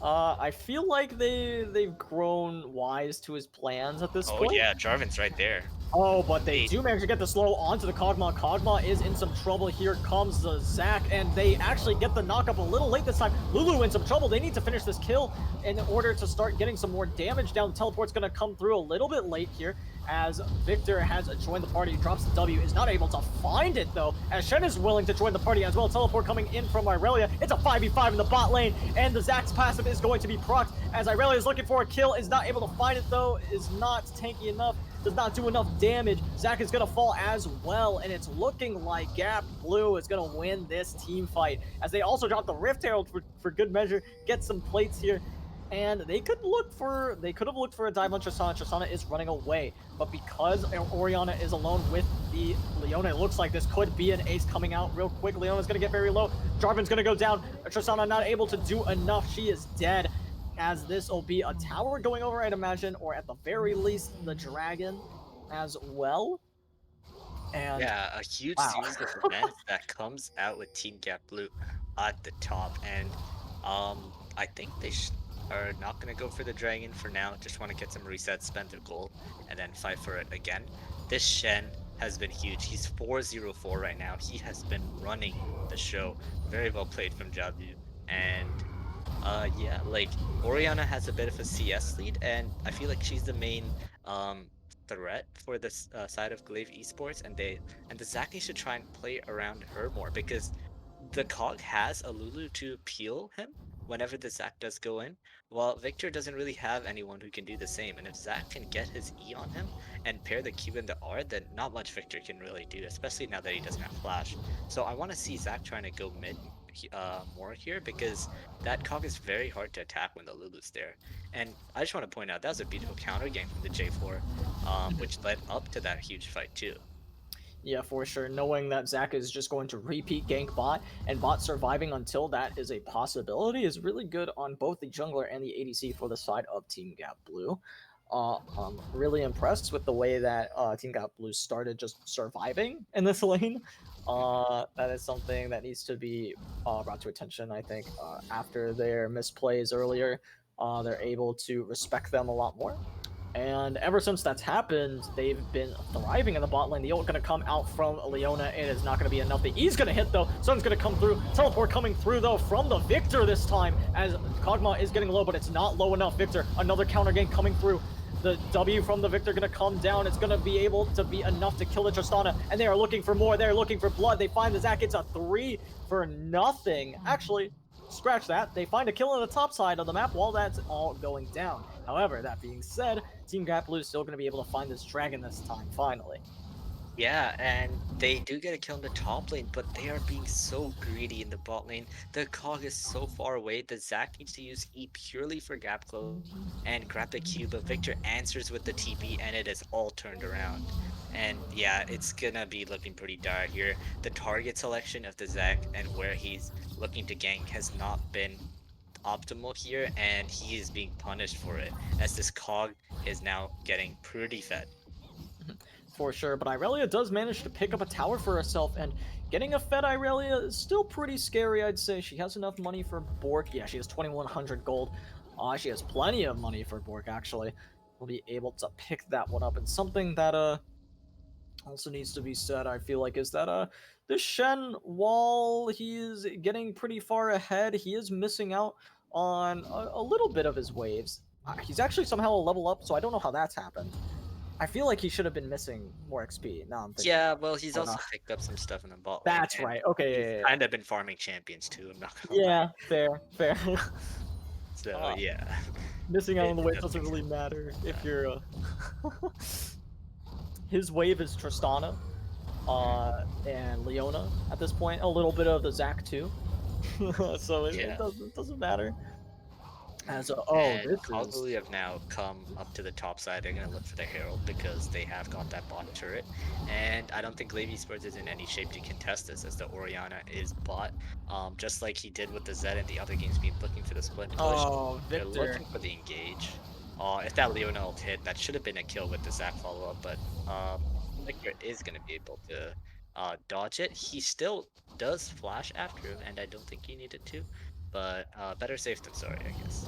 I can respect, kind of a respect flash. It's just that one was more of a, I'm really afraid of what could happen to me here flash, which is not what you want. As Zac might look for an engage, I really think he should reconsider that decision though, and he does. He's not going to end up going in. They are going to look for Irelia here is what's being pinged, as the sun's going to come through onto Shen. Shen's taking absolutely no damage though. Kind of by herself here. Yeah, as Kog'Maw. Oh wait, the teleport's coming through. She was dipping.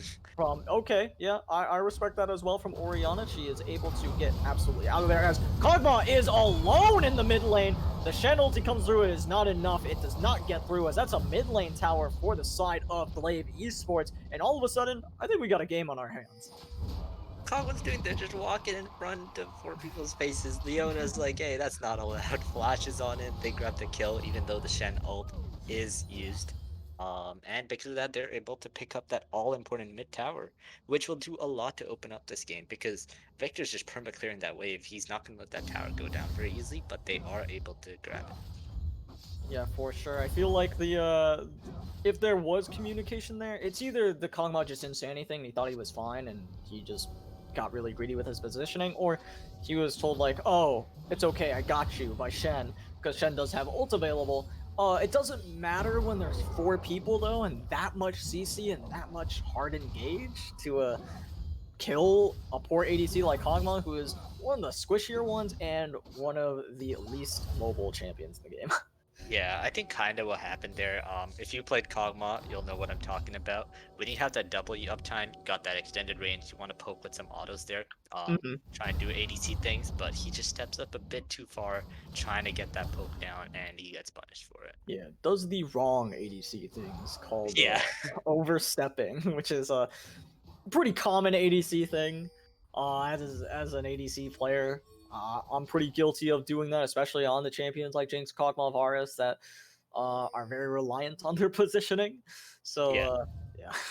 And also, like it may show the score as 5-11, but it's only like a 1k gold lead for the side of Team Gap Blue. You can see the Tristana's ahead in farm, the Orianna's ahead in farm. Top's even, and while Zac is behind, he is still Zac and has insane engages and utility.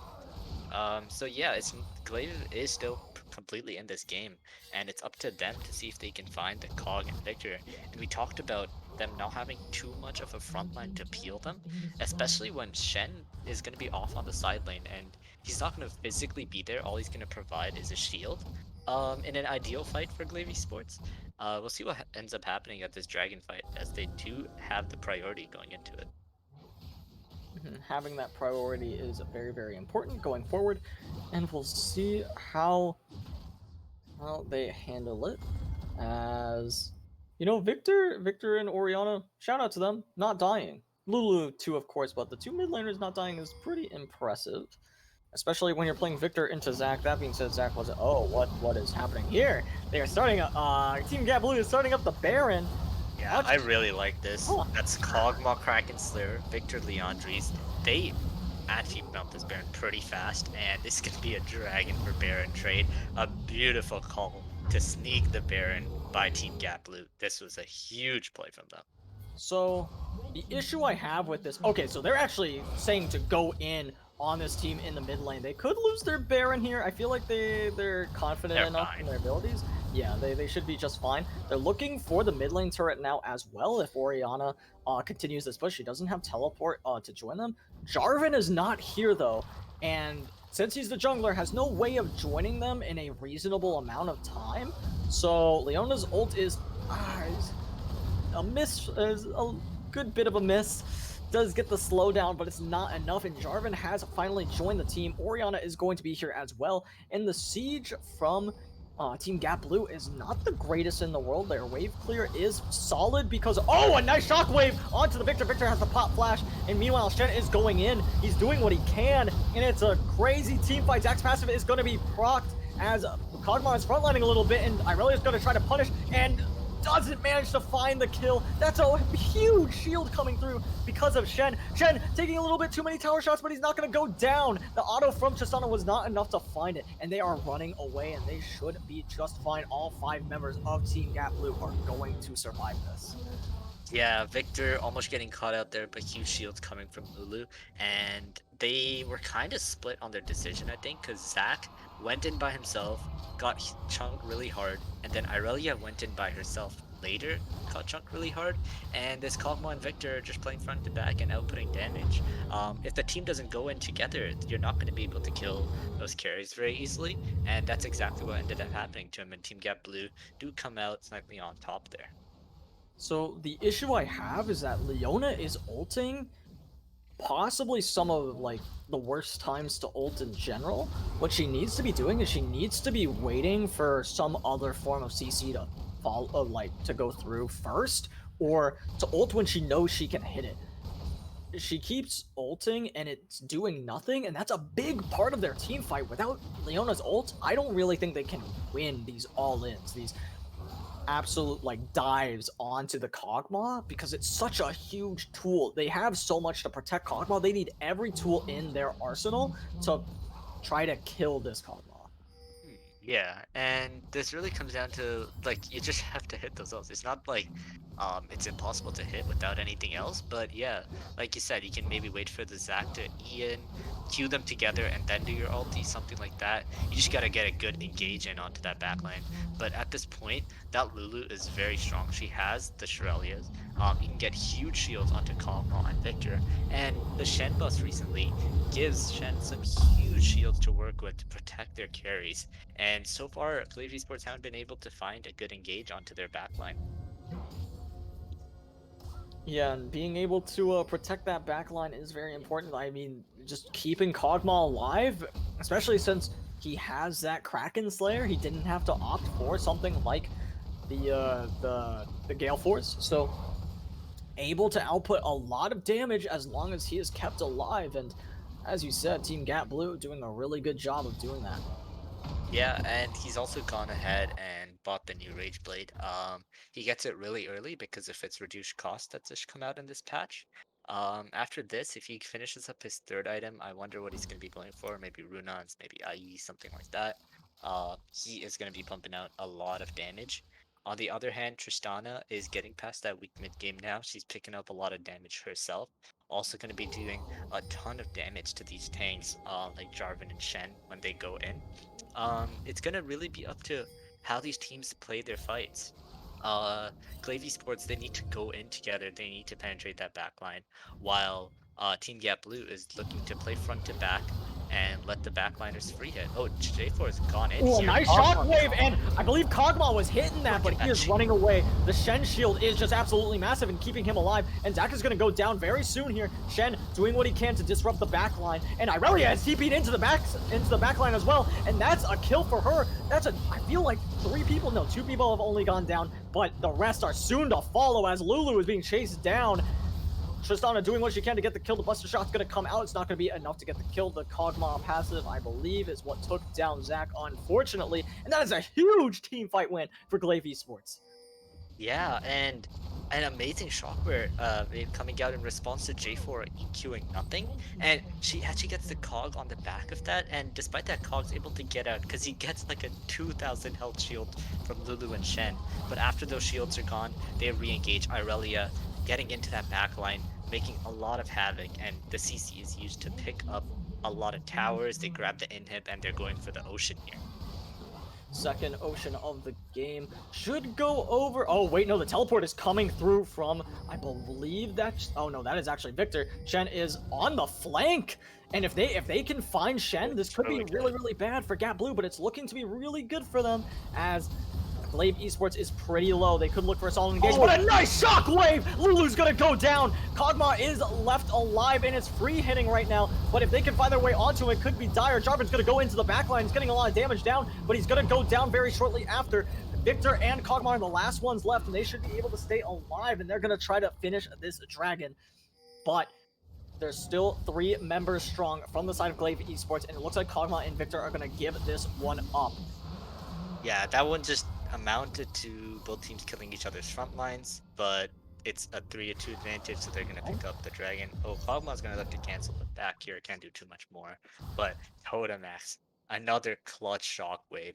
They instantly pop the Lulu. Kog'Maw doesn't have that shielding. He can't run rampant in these fights. And they're gonna be able to pick up another Ocean. And if they get another one, pick up a third. Even though they don't have the soul, when you have 3 of the same dragon, they actually stack up pretty nicely. And that's gonna be huge for people like Zac and Irelia, and even the damage dealers in these fights, as it keeps getting extended like that. So Glaive Esports have actually been doing really well in the past couple fights. They try and get all the utilities out of the Shen and Lulu, and then try and re-engage, and it's been working for them in these past couple fights. But yeah, we have got a huge game. Could go either way based on how these teams execute. Yeah, that gold is evened up now. The kills may not be as even as the gold, but that doesn't matter. It's still anybody's game. And It's slowly starting to look better for GLV Esports. It was looking pretty bad for them when Kog'Maw was getting super far ahead. It looked like they weren't able to find any damage onto him. But now that Irelia has that Trinity Force completed, it's looking a lot better for her. And, well, this is strange. It looks like it's GLV Esports' turn to go ahead and start up the Baron. But this time, the other team is aware. Team Gap Blue seems to be at least a little aware of what's going on in the Baron pit. And the Shockwave onto Kog'Maw manages to find a shutdown. Orianna, but the steal from Jarvan. It's a crazy hectic fight. He's going to go down for the double kill on the Orianna. The teleport coming through from the Orianna to go into the mid lane and try to end this game. The recall coming out from Shen, who was splitting bot lane, did not ult into the fight because he thought it was a lost cause once Kog'Maw was dead. And they're looking to try to kill Orianna. Orianna a little overeager with that teleport, but this Baron empowered recall should be enough to keep them safe. Victor gonna be ulted under the tower. He's gonna be absolutely popped, and Shen is gonna do his best to make something happen, but he's taking a lot of damage. Might be able to find the kill onto Orianna. Orianna's gonna get very low. A shutdown for the Shen. Shen about 50% HP, but it doesn't matter. GLV Esports have to get out of here before Shen finds another taunt. There it is. And Irelia is getting low once again, and he's going to go down.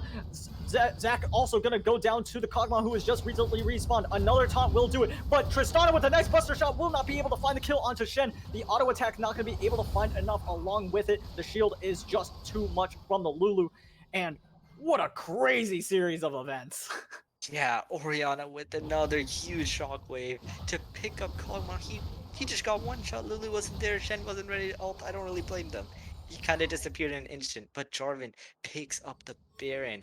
And they have the Baron buff marching down mid lane here because the other team got a bit too greedy to end. Orianna TP's down, but isn't really able to do too much even though they kill the Victor.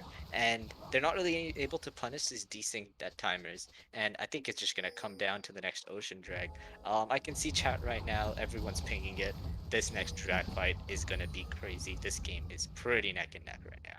I think the craziest part about this dragon is it's not the end of the world if one team gets it or not. It's only the third one for each team, fifth one total. That's not the worst thing in the world. It does bring up Soul Point, which is always valuable. I do value Soul Point Drake a lot. It gives a team either more breathing room or a lot more pressure on the other team. A little bit of both. So a team getting this would be cool. That would be nice, but you don't have to throw over this dragon. If it's looking like one team has control over the pit, you just gotta give it up. And it's looking like GLV Esports has that control right now, but there's still a minute to go for Team Gap Blue to try to find their way in here. Yeah. Zach's looking for an engage. At this point, they're just trying to farm up. Orianna's on 1200 gold, gonna be looking to pick up another needlessly large rod there. Tristana's also on 1000, gonna try and get maybe a pickaxe, trying to finish up that Infinity Edge. It's gonna really be about who gets these item breakpoints. Victor's has hit the Banshees just now, but I don't think he's gonna be able to get anything meaningful before the dragon fight here. Other than that, and it looks like Team GLV Esports is gonna grab the huge prio over here, gonna get wards and vision in the enemy jungle, and have a really good setup coming into this dragon. So also something to point out is Irelia got a back off before Shen has even started his. So Shen is going to have to expend either his ult or his teleport for this fight, most likely. And I think that they're looking for an engage because Shen wants to go in, but Zach wants to go in first. They find the ult onto Kog'Maw, but Kog'Maw is ulted by Lulu. Kog'Maw is being kept alive for so long. Lulu's gonna go down to the Orianna though, as Kog'Maw is finally taken down. But Jarvan's looking for more, but it's not quite enough. Kog'Maw actually didn't go down. Kog'Maw survived that entire time, as the taunt's gonna come out from Shen, and this kill onto Orianna could be the end of the game if they're able to find it, but it doesn't look like they are. It looks like she is fast enough to run away from this one, but it looks like they still want to try to end the game, or just get an inhibitor. I think they can only realistically get the inhib, and that is... I think they should get the inhib and look for the dragon here. Another super close fight. They're able to kill the Lulu, but barely not able to get the Kog'Maw. I think the backline weren't able to quite follow up with the engage there. But yeah, another extremely close fight there. I don't know if they can actually get this, because Irelia has TP available when she respawn, and they are very, very low. This could be really bad if they end up going for this play, as Zach is alive, Leona's alive, Tristana's alive, and they are all running right now. And Irelia's Irelia has already behind. TP. If they see it, this could be really, really bad for GLV Esports. Kog'Maw is very low, and Irelia is here looking for the kill. The E will find its mark. The shutdown for the Irelia, as now Shen has to run away and is very, very low right now. The Q is not enough, trying to find her way onto Victor. Victor gonna be ulted by the Lulu, keeping herself alive, and the shutdown's gonna come through for the Orianna onto the Shen. And now GLV Esports are out for blood. They don't want this Ocean Drake. They want more. And they will not be able to find it. Zach doing what he could, but it doesn't matter. They're looking for the mid lane inhibitor when I feel like they should just go for the Drake. I feel like that Oh would be no, a I fun actually try. agree with them. Look for the inhibs. They're big damage dealer. The Kog'Maw's dead. The huge Shen shield, which is their biggest frontliner, gone right now. This should be a free inhib pickup. They might And go for the game. yeah, this might be a bit too greedy. We'll They see what ends have up the happening. shockwave, Which they're you not missed going to be able that. to find as Zach is going in. They're melting the Nexus towers as we speak. Leo's going to go in. The shockwave hits. Irelia's going to go in as well. They find a kill. Victor's the last man standing, but Kog'Maw has respawned, but it doesn't matter because the Nexus has been destroyed in a matter of seconds. Yeah, they find the engage there to push the enemy team off, grab the turrets, grab the Nexus, and that's gonna finish off the series. GLV Esports take the win. Yeah, and what an exciting way to end out the game. Wasn't sure if they were going to be able to find it, but yeah, that shockwave came up clutch at the end of that game for GLV Esports to close out a nail biter of a game and a nail biter of a series. Yeah, this was actually just such an amazing series to watch. It was back and forth. You didn't know who was gonna win it until the last fight. And even by the end there, I wasn't sure if they're gonna be able to find the end, but they do have the damage and they are able to close it out.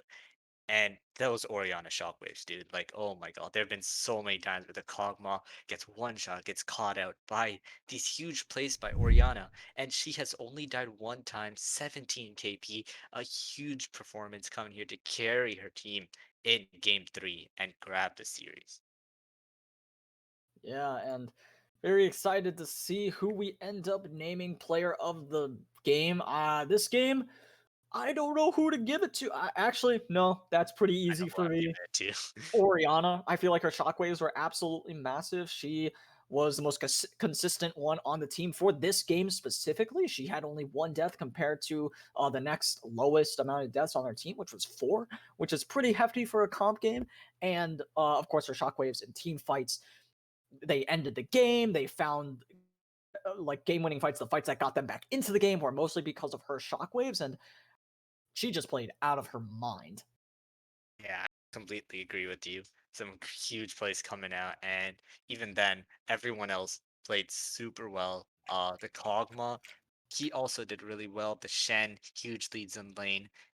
It was by no means a stomp or anything. It was a crazily well played series, but in the end, GLV Esports are gonna take it. Let's see who you guys vote for the player of the game.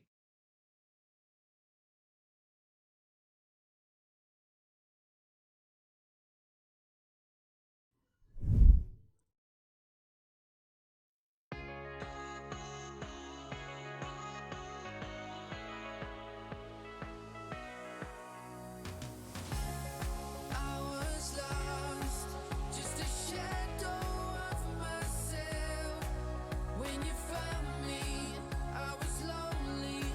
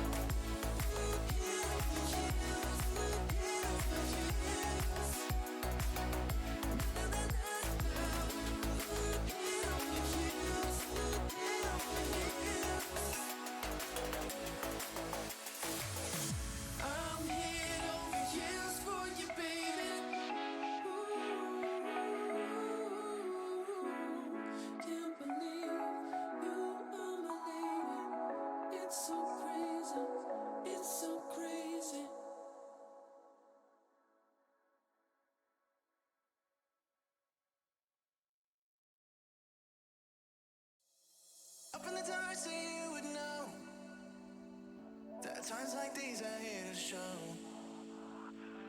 You can do things for me and more. I got your back, just take things slow. Yeah. I'll bring everyone to show that I want your heart and more in my own life. I'll tell everyone there's no stopping us. Can I have you for the rest of my life?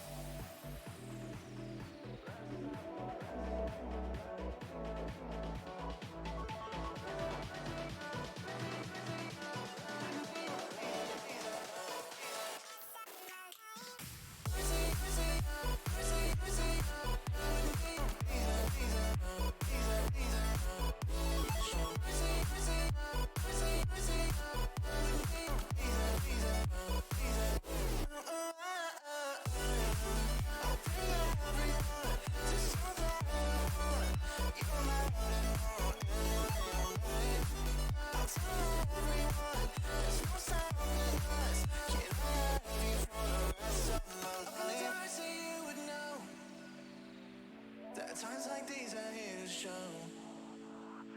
Alright everyone, welcome back to a little breakdown of what happened last game and the series overall, but it is going to be to the max 9 as your player of the game for GLV Esports, going 7-1-10 on that Orianna, landing some insane shockwaves, finding the angles, finding the one-shots on the Lulu, on the Kog'Maw, on the Victor, over and over again, changing the tide of this game, but he didn't do it alone. The rest of his team was there right behind him the entire time.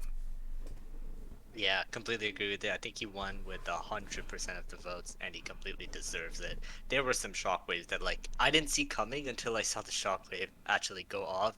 The Cog in the Baron fight, instantly one-shot. He's able to just play super well in these team fights, find the crazy angles. And on top of that, he played really well early game. I don't think he died at all in the early game. Despite being up against a J4, he made sure to play his range, got a huge CS lead in the against the Victor too. Just a completely solid game coming out of him, and he's able to carry the team to victory with those shockwaves. And speaking about CS, I think he was 10 CS per minute for a good amount of the game. I think up until 28 minutes there, I think he was sitting at that big 10 CS per minute mark, like 286 at that point.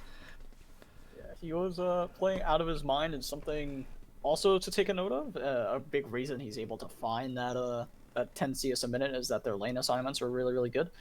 They sent Orianna bot pretty early on into the game once they started losing some towers, which allowed Orianna to get some pretty solid solo XP, and was alone in the side waves for a good bit of the game and went relatively unpunished for it, which is always what you want to see when you're playing a control mage like that and you start moving your ADC and support duo up to the mid lane.